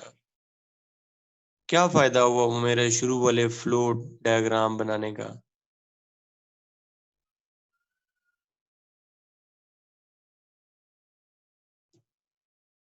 अच्छा, निक्सन को हमने मिलवाया चाइना से, ठीक है। और उसके बाद हमने इसको यूएसएसआर से भी मिलवाया। क्या यूएसएसआर में बाद में ये खुद मिला। और इंटरेस्टिंग बात ये है कि ये जंग जो है, ये जो जंग है, वियतनाम की वॉर, पता है ये कौन जीता था? ये नॉर्थ वियतनामीज जीते थे। और यही वजह है आज आपको वियतनाम डिवाइडेड नहीं मिलता। कभी आपने सुना north Vietnam, south Vietnam? Vietnam is one. खैर जब ये कम्युनिस्ट ब्लॉक से मिले इस दौर में, 1970s के दौर में, तो ये जो 1970s का एरा था ये रिलेटिवली पीसफुल था। इसलिए इस पीरियड को कहते हैं दितांते कॉर्डियल। जब जंग में एक पीसफुल पीरियड आए, जब आपकी बहुत ज्यादा शदीद टेंशन चल रही हो और उन टेंशन में एक रिलेटिवली पीसफुल पीरियड आए, उसको कहते हैं दितांते कॉर्डियल। हालात फिर ठीक चल रहे थे। Here came 1979, USSR invaded Afghanistan, और यहाँ भी एक कंट्री ने बहुत अहम रोल प्ले किया। उस कंट्री का नाम है, तुमने पाकिस्तान को इजी नहीं लेना, ठीक है ना, इजी नहीं लेना। हजरत अल्लामा मौलाना कारी कुर्रा हजरत याया साहब ने जिया साहब ने यहाँ पे हमें इसका हिस्सा बनाया। हमने जंग लड़ी और यूएसएसआर 1991 में इंटीग्रेट हो गया, डिसइंटीग्रेट हो गया। दुनिया में एक ही ताकत बची, उसका नाम था यूएसए। दुनिया बायपोलर से यूनिपोलर हो गई, ठीक हो गया। जब यूनिपोलर हुई तो एक बात तुमने याद रखनी है कि दुनिया में जो भी पावरफुल आया है, उन्होंने अपने कारनामे दिखाए हैं। जब मुस्लिम पावरफुल थे, मुस्लिम की भी कुछ स्पेन में फुप्पो तो नहीं ना रहती थी, ये फुप्पो का वलीमा तो नहीं था ना, एक्सपैंड किया भाई। यूके पावरफुल था, यूके ने एक्सपैंड किया। यूएसए जब पावरफुल हुआ, यूनिपोलर हुआ, तो इसकी जो एक्सपेंशन थी वो इसने स्टार्ट की।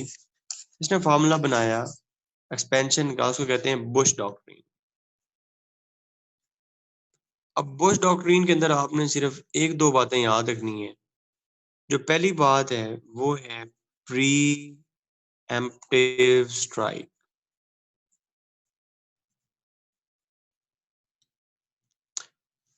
प्री एम्प्टिव स्ट्राइक क्या है कि प्री एम्प्टिव स्ट्राइक ये है कि जनाब आला, आपका जो यूएन चार्टर का आर्टिकल 51 है, वो कहता है वो कहता है कि भाईजान, अगर कोई आपके कंट्री के ऊपर अटैक करे, ए बी के ऊपर अटैक करे, और सिक्योरिटी काउंसिल उस अटैक को वैलिडेट कर दे,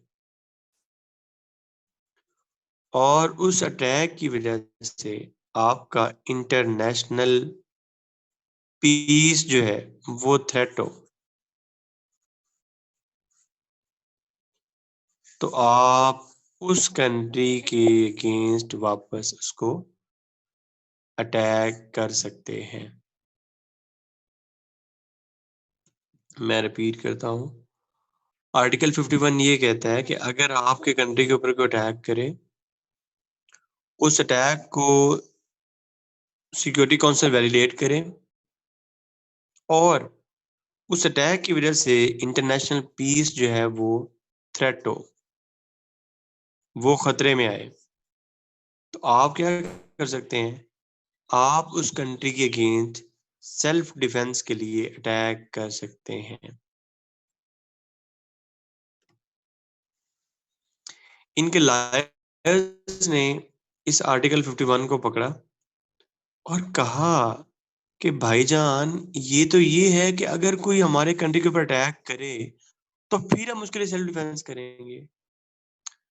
उन्होंने बनाई एक चीज, उसको कहते हैं प्री एम्प्टिव स्ट्राइक। उन्होंने कहा अगर हमें पता हो कि हमारे कंट्री पे अटैक हो जाएगा, तो इससे पहले कि हम हमारे कंट्री पे अटैक हो, हम उस कंट्री पे अटैक कर देते हैं। लेकिन ये टोटली इलीगल था। क्यों भाई, मैं को बंदा जा रहा है, मैं उसको चार चपेड़े मार दूं और फिर बाद में कहूँ कि यार मुझे लग रहा था कि ना इसने मुझे चपेड़े मार देनी, तो सब ने मिलके मुझे चपेड़े मारनी है अगर मैं कमजोर हूँ। लेकिन अगर मैं स्ट्रांग हूँ तो फिर मुझे कौन पूछ सकता। इसके चक्कर में इन्होंने इराक के ऊपर अटैक किया कि इराक के पास ABC वेपन्स हैं। ABC मतलब एटॉमिक, बायोलॉजिकल और केमिकल वेपन्स। और इससे पहले कि इराक हमारे ऊपर अटैक करे, हम इराक के ऊपर अटैक कर देते हैं।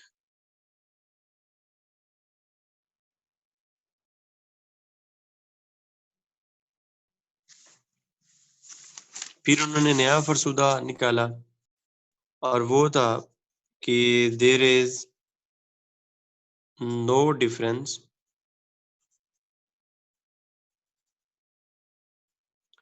Between terrorism and countries sponsoring terrorism.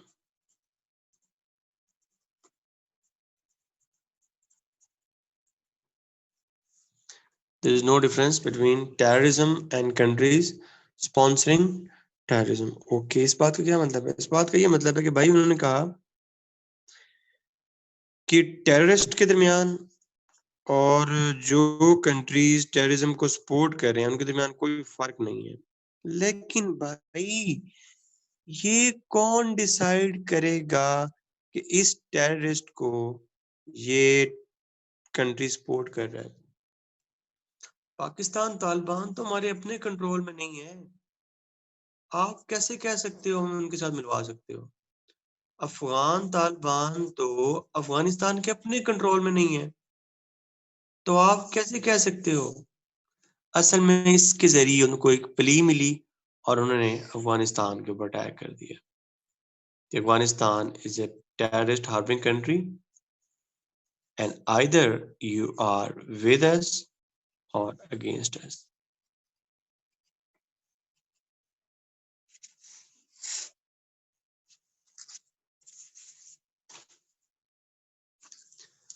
तीसरा अपना सस्ता फार्मूला ये बनाया कि we are the champions of democracy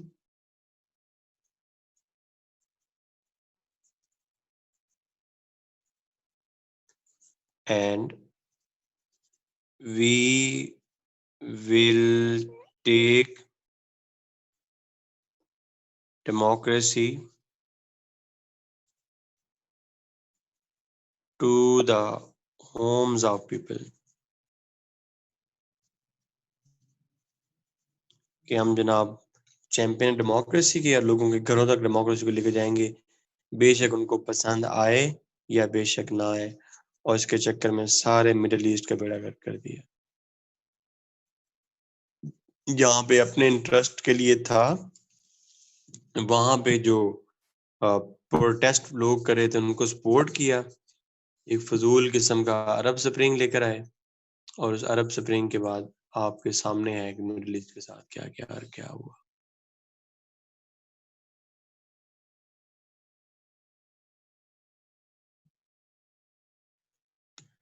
US history में हमेशा एक क्वेश्चन आता है करंट अफेयर से।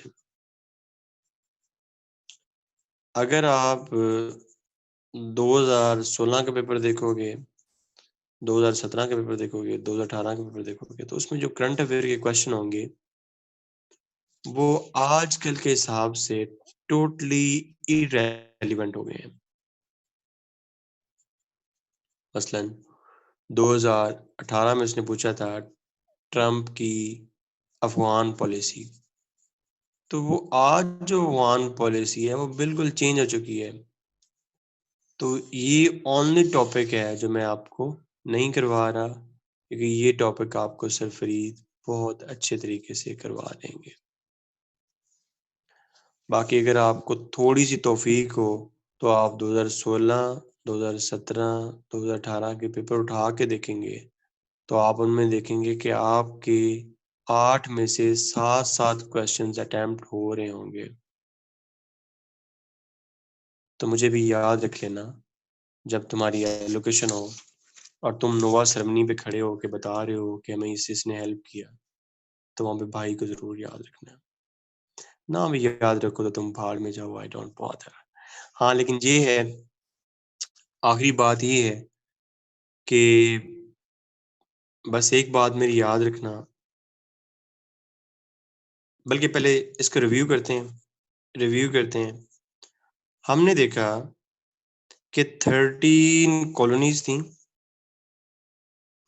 उन 13 कॉलोनीज ने ब्रिटेन के अगेंस्ट जंग लड़ी और अपने आप को आजाद करवाया।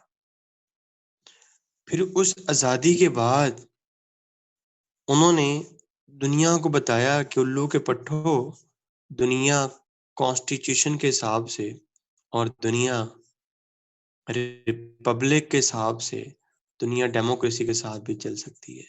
फिर चलते रहे और अपने आप को 13 से 15 कॉलोनीज तक एक्सपैंड किया।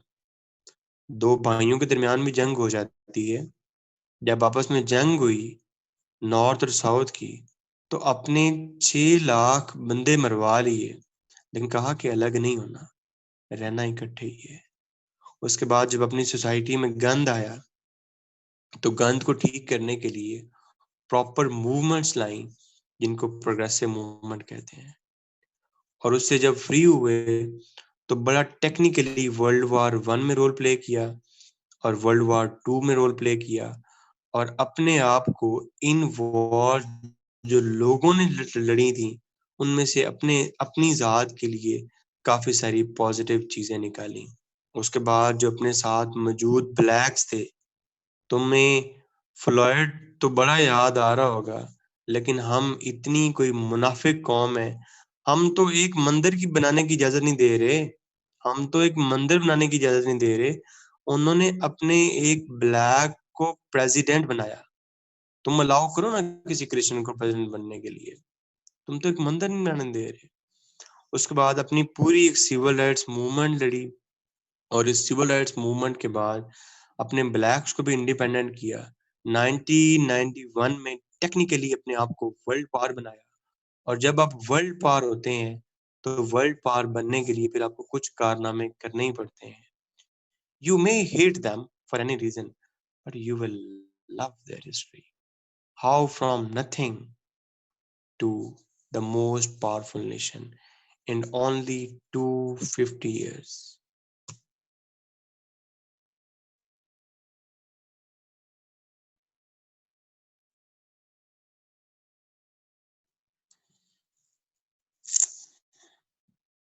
मैं सीटो और सेंटो मैं क्यों करवाऊंगा यार? नोवा का इतना अच्छा मैकेनिज्म है कि सीटो और सेंटो आपको कोई और सर करवाएंगे ना। ये जो आपको सर रिलेशंस पढ़ाते हैं, कौन पढ़ाता है रिलेशंस? वो रिलेशन वाले सर पढ़ाएंगे ना।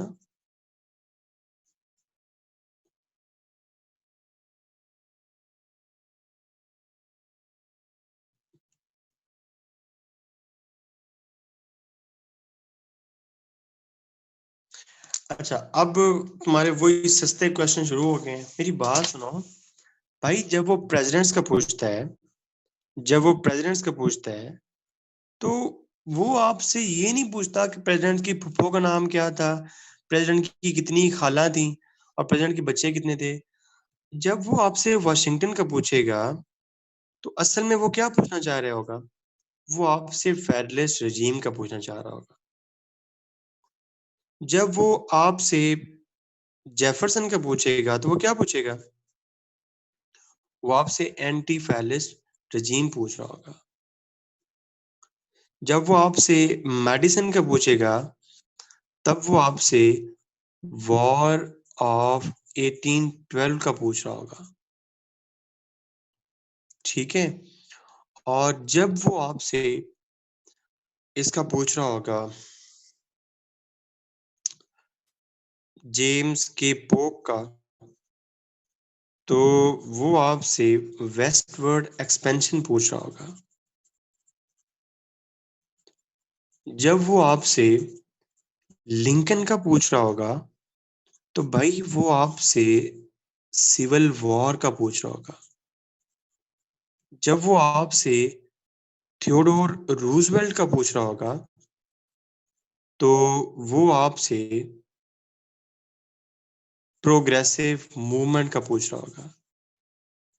जब वो आपसे विल्सन का पूछ रहा होगा, तो वो आपसे वर्ल्ड वार 1 का पूछ रहा होगा। जब वो आपसे एफ डी रूजवेल्ट का पूछ रहा होगा, तो वो आपसे वर्ल्ड वार 2 और न्यू डील का पूछ रहा होगा। जब वो आपसे ट्रूमैन का पूछ रहा होगा तो वो आपसे वर्ल्ड वॉर 2 के दरमियान कोल्ड वॉर का पूछ रहा होगा। तो उल्लू के कानों, तुमने इतना भी नहीं बॉदर किया कि जो कुछ मैंने पढ़ाया तुम घर जाके पढ़ लो।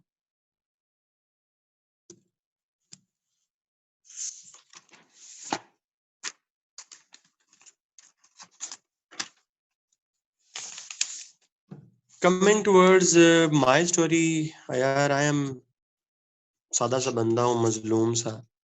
My name is Bilal Pasha. ठीक है जी।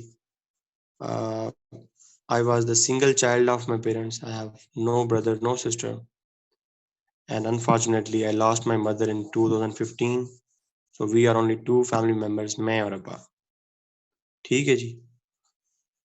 अम्मा जान भी लिटरेट थी, बाबा जान भी लिटरेट थे, लेकिन उनकी ख्वाहिश थी कि हमारा बेटा पता नहीं क्या कोई बहुत बड़ा अफसर बने।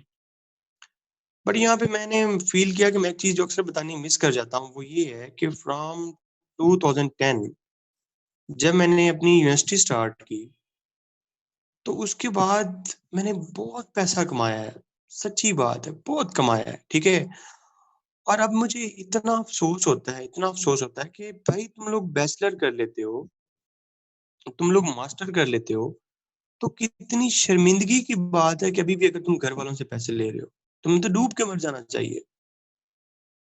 अगर तुम्हें इतनी हिम्मत नहीं है कि तुम अपने आप को कैरी नहीं कर सकते एफएससी के बाद, तो तुम्हें कोई हक नहीं पहुँचता कि तुम पढ़ो। तुम कोई छोटा-मोटा काम करना स्टार्ट कर दो। बिलीव यू मी, मैं सच्ची बात कर रहा हूँ। ठीक है?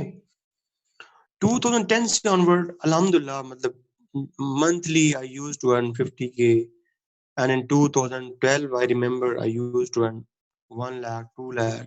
ठीक है। उसके बाद in 2017 I got my degree, I did MPhil। लेकिन मैंने 2010 से onward, अब्बा जान मेरे सिंपल मजदूर आदमी थे, 2010 से onward मैंने उनको काम नहीं करने दिया और मैंने एक बड़ी स्प्लेंडेड, एक शानदार जिंदगी गुजारी। अगर तुम मेरी तस्वीरें देखोगे तो मेरे स्टेटस से मैच नहीं करती होंगी। भाई मैंने कमाया बहुत, मैंने मेहनत की। And then in 2017 first attempt, लेकिन अनफॉर्चुनेटली मेरा ऐसे फ्लंक हो गया। एंड इन 2018 अल्हम्दुलिल्लाह I have been allocated MLC जी। और मैं अब इसको चेंज नहीं करना चाहता। वो इसलिए नहीं चेंज करना चाहता क्योंकि अभी मुझे नाश्ते की अगर तलब हो रही है तो जस्ट इन केस।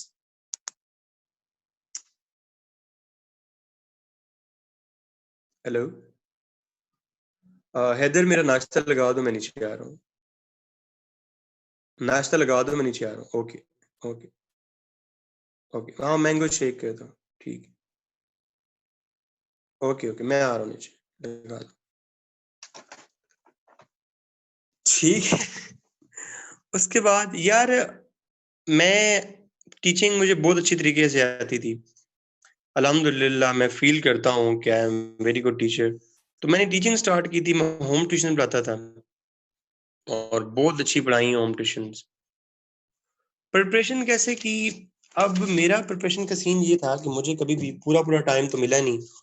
मुझे बड़ा थोड़ा टाइम मिलता था। सुबह डिग्री होती थी, ठीक है, शाम को होम ट्यूशन होती थी, तो बड़ा थोड़ा सा टाइम बचता था रात को।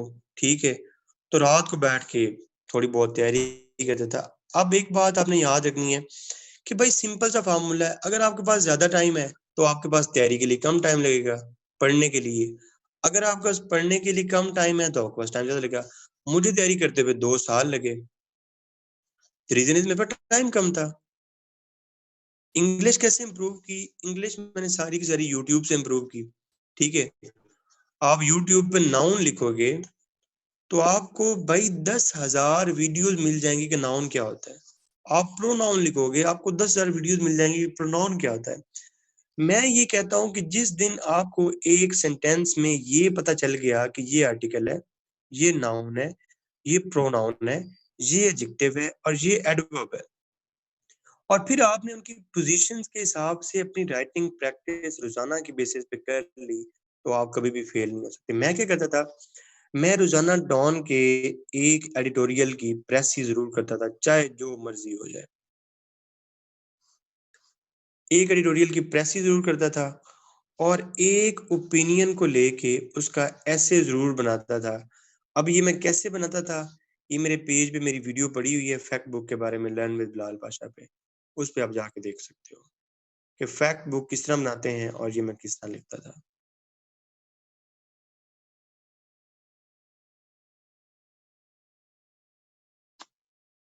Anything else? बाकी हाँ, आई एम वेरी फीलिंग हैप्पी कि बस मुझे ये, और आखिरी बात ये है कि मैंने तुम्हें पहली क्लास में एक चवल मारी थी और मैंने कहा था कि जनाब मैं आज के बाद आपका फेवरेट टीचर हूँ। ठीक है जनाब, और क्या मैंने आखिरी क्लास में वो प्रूव किया है कि नहीं किया?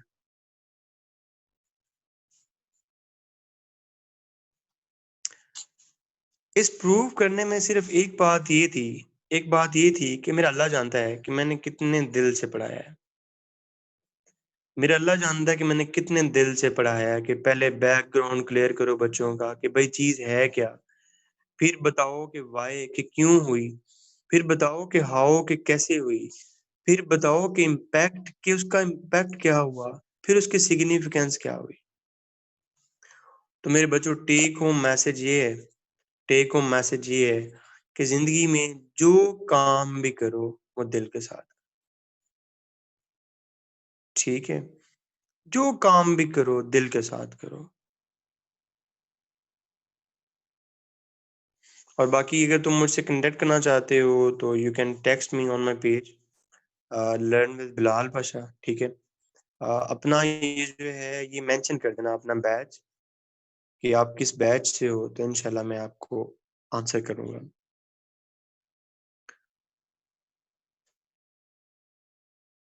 अगर मेरी कोई बात बुरी लगी हो तो I am very very very sorry. बाकी तुम्हें से पंजाबी कौन कौन है? पंजाबी कौन कौन है? समझ किसको आती है पंजाबी?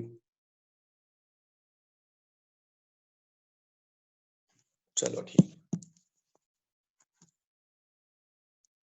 मैं आपको एक गजल सुनाता हूँ, उसके बाद फिर हम एंड करते हैं, ठीक है? एक गरीब आदमी होता है, गरीब आदमी होता है, कम्मी उसको कहते हैं, कम्मी, ठीक है? कम्मी ना अपने ना मालिक को कहता है कि मैंने ना अपने बेटे को पढ़ाना है, ठीक है? कहता है, कहता है मैं आख्या अपने चौधरी नो साईं सुनिया है नाल दी बस्ती विच सरकारी मकतब खुला है जिथे पढ़दे न बाल गरीबां दे, जिथे मुफ्त किताबां मिलदियां हैं, कोई फीस पढ़ाई दी नहीं लगदी, मैं सुनिया है इल्म खजाना है, इल्म चानन अखियां दा। Okay, I think there are many people outside the Punjab, तो फिर ये आपको कभी दोबारा सुना देंगे।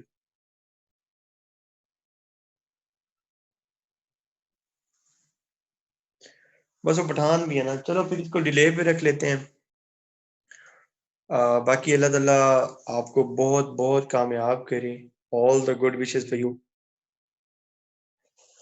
अच्छा जी ठीक है, आई कंटिन्यू। जिसको नहीं समझ आती वो बस फिर सुन ही ले। I continue. कमी होता है, I continue, okay okay continue. कमी होता है वो अपने मालिक को कहता है, कहता है मैं आख्या अपने चौधरी नु साईं सुनिया है नाल दी बस्ती विच सरकारी मकतब खुला है जिथे पढ़दे न बाल गरीबां दे, जिथे मुफ्त किताबां मिलदियां हैं, कोई फीस पढ़ाई दी नहीं लगदी, मैं सुनिया है इल्म खजाना है, इल्म चानन अखियां दा, सत पीढ़ियां मेरियां गुजरियां हैं जनाब दी ताबेदारी विच, इयो मंगना अजर गुलामी दा सदियां दियां अनियां अखियां विच, मैं इल्म दा सुरमा पावना है, मैं अपना पुत्र पढ़ावना है। जब चौधरी ये बात सुनता है, चौधरी को बड़ा गुस्सा आता है। चौधरी कहता तुम्हारी ऐसी की तैसी। अगू दड़े के चौधरी आंदा है, अगू दड़े के चौधरी आंदा है, कुछ सोच समझ के बोलिया कर, तेरा बाल स्कूले जासी था, ਇਹਨੂੰ ਵੇਖ ਕੇ ਦੋਆਂ ਲੋਕਾਂ ਨੂੰ ਰੀਸਮਸੀ ਬਾਲ ਪੜਾਵਣ ਦੀ ਜੇ ਰਸਮ ਪੜਾਈ ਦੀ ਚੱਲ ਪਈ ਤਾਂ ਮੇਰੇ ਬਖਤ ਦਾ ਸੂਰਜ ਢਲ ਜਾਸੀ। ਮੇਰੇ ਮਾਲ ਦੇ ਪੱਠੇ ਕਹਿ ਕਰਨੇ, ਮੇਰੇ ਕੌਣ ਨਵੇਸੀ ਕੁੱਤਿਆਂ ਨੂੰ, ਮੇਰੇ ਬਾਲ ਸ਼ਿਕਾਰ ਤੋਂ ਹਟ ਸਣ ਤਾਂ ਲੜ ਕੌਣ ਮੇਰੇ ਸੀ ਗੱਡੀ ਤੇ। ਉਹਦੇ ਸੁਣ ਕੇ ਬੋਲ ਹਕਾਰਤ ਦੇ, ਚੁੱਪ ਕਰਕੇ ਘਰ ਨੂੰ ਰਲਿਕ ਪਿਉ। ਰਿਆ ਵਸਦਾ ਸਾਵਨ ਅੱਖੀਆਂ ਦਾ, ਸਾਰੀ ਰਾਤ ਸੁਚੇਂਦਿਆਂ ਗੁਜ਼ਰ ਗਈ। ਉਹ ਮੇਰਾ ਪੋਤਰੇ ਨਾਜ਼ੁਕ ਫੁੱਲਾਂ ਤੋਂ, ਮੇਰਾ ਪੋਤਰੇ ਨਾਜ਼ੁਕ ਫੁੱਲਾਂ ਤੋਂ, ਮੇਰਾ ਪੋਤਰੇ ਨਾਜ਼ੁਕ ਫੁੱਲਾਂ ਤੋਂ ਨਹੀਂ ਅੱਗ ਰੱਖ ਸਕਦਾ ਡੱਫੇ ਤੇ, ਨਹੀਂ ਗਰਮ ਅਵੇਜ਼ਾ ਚਾਹ ਸਕਦਾ। ਇਹ ਸੋਚ ਸੁਚੇਂਦਿਆਂ ਅੱਖ ਲੱਗ ਗਈ। ਇੱਕ ਵੇਖਿਆ ਮੰਜ਼ਰ ਖਾਬ ਦੇ ਵਿੱਚ, ਮੇਰੇ ਪੋਤਰ ਦੀ ਕੰਡ ਤੇ ਬਸਤਾ ਏ। ਇੱਕ ਵੇਖਿਆ ਮੰਜ਼ਰ ਖਾਬ ਦੇ ਵਿੱਚ, ਮੇਰੇ ਪੁੱਤਰ ਦੀ ਕੰਡ ਤੇ ਬਸਤਾ ਏ। ਉਹਦੇ ਹੱਥ ਵਿੱਚ ਹਾਰ ਏ ਫੁੱਲਾਂ ਦਾ, ਉੱਤੇ ਅੱਡੀਆਂ ਚਾ ਕੇ ਗਲ ਮੇਰੇ ਉਹ ਹਾਰ ਪਵਾਵਣਾ ਚਾਹੁੰਦਾ ਏ। ਅਜੇ ਅੱਖ ਦਾ ਖਾਬ ਅਧੂਰਾ ਹਾ, ਇਦੋਂ ਘਰ ਦਾ ਕੁੰਡਾ ਖੜਕ ਪਿਆ। ਮੈਂ ਆਖਿਆ ਕੌਣ ਏ ਕੀ ਆਨਾ ਹੈ? ਅੱਗੋਂ ਬੋਲਿਆ ਮੁੰਸ਼ੀ ਚੌਧਰੀ ਦਾ। ਉਹ ਤੈਨੂੰ ਚੌਧਰੀ ਸਾਹਿਬ ਸਦੇਂਦੇ ਹਨ। ਉਹ ਮੈਂ ਆਖਿਆ ਆਖੀ ਚੌਧਰੀ ਨੂੰ ਮੈਨੂੰ ਨਾ ਫਰਮਾਨੀ ਮਾਫ ਕਰੇ। ਮੇਰੇ ਪੈਰ ਵਿੱਚ ਲੱਜ ਦੀਆਂ ਬੇੜੀਆਂ ਹਨ, ਮੇਰੇ ਆਕਿਬ ਹੱਥ ਮਫਲੂਜ ਤੇ ਨਹੀਂ। ਮੈਂ ਅੱਜ ਲਾ ਢਿੱਡ ਚੋਂ ਢੋ ਲਈਏ, ਮੈਂ ਕहीं ਦੀ ਨੌਕਰੀ ਨਹੀਂ ਕਰਨੀ। ਸਿਰ ਦੇਸਾਂ ਹੇਠ ਤਗਾਰੀ ਦੇ, ਹਾਂ ਦੇਸਾਂ ਚੀਰ ਪਹਾੜਾਂ ਦਾ, ਰੁੱਖ ਦੇਸਾਂ ਮੋੜ ਸਮੁੰਦਰਾਂ ਦਾ। ਉਹ ਵੰਜ ਆਖੀ ਆਪਣੇ ਚੌਧਰੀ ਨੂੰ, ਸਿੱਖੀ ਅਟਕਲ ਆਪ ਬਖਾਵਨ ਦੀ, ਜਾਂ ਹੁੱਕਾ ਪੀਵਣਾ ਛੱਡ ਦੇਵੇ। ਸਦੀਆਂ ਦੀਆਂ ਅਨੀਆਂ ਅੱਖੀਆਂ ਵਿੱਚ ਮੈਂ ਇਲਮ ਦਾ ਸੁਰਮਾ ਪਾਵਣਾ ਹੈ। ਮੈਂ ਅੱਜ ਲਾ ਢਿੱਡ ਚੋਂ ਢੋ ਲਈਏ, ਮੈਂ ਆਪਣਾ ਪੁੱਤਰ ਪੜਾਵਣਾ ਹੈ, ਮੈਂ ਆਪਣਾ ਪੁੱਤਰ ਪੜਾਵਣਾ ਹੈ। What not? Sky is the limit. Work hard, work with your passion, work with your strength, and you will all the way. अल्लाह ताला आप लोगों को बहुत सारा खुश रखे, बहुत सारा कामयाब करे। Thank you so very much.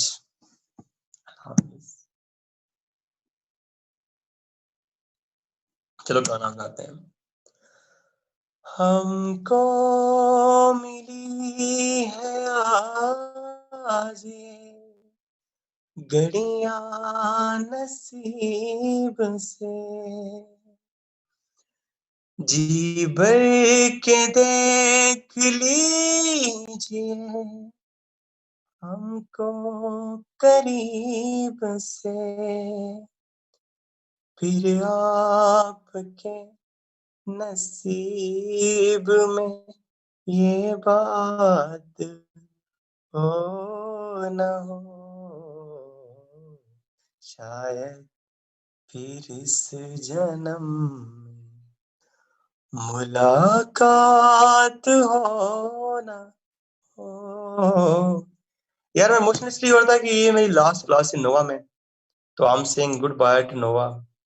नोवा के साथ बहुत अच्छा रिलेशन रहा, really loved Nova, Nova administration, Nova everyone, तो लव यू ऑल। तो जिंदगी में कभी मुलाकात हुई तो जरूर मिलेंगे इंशाल्लाह। अल्लाह हाफिज।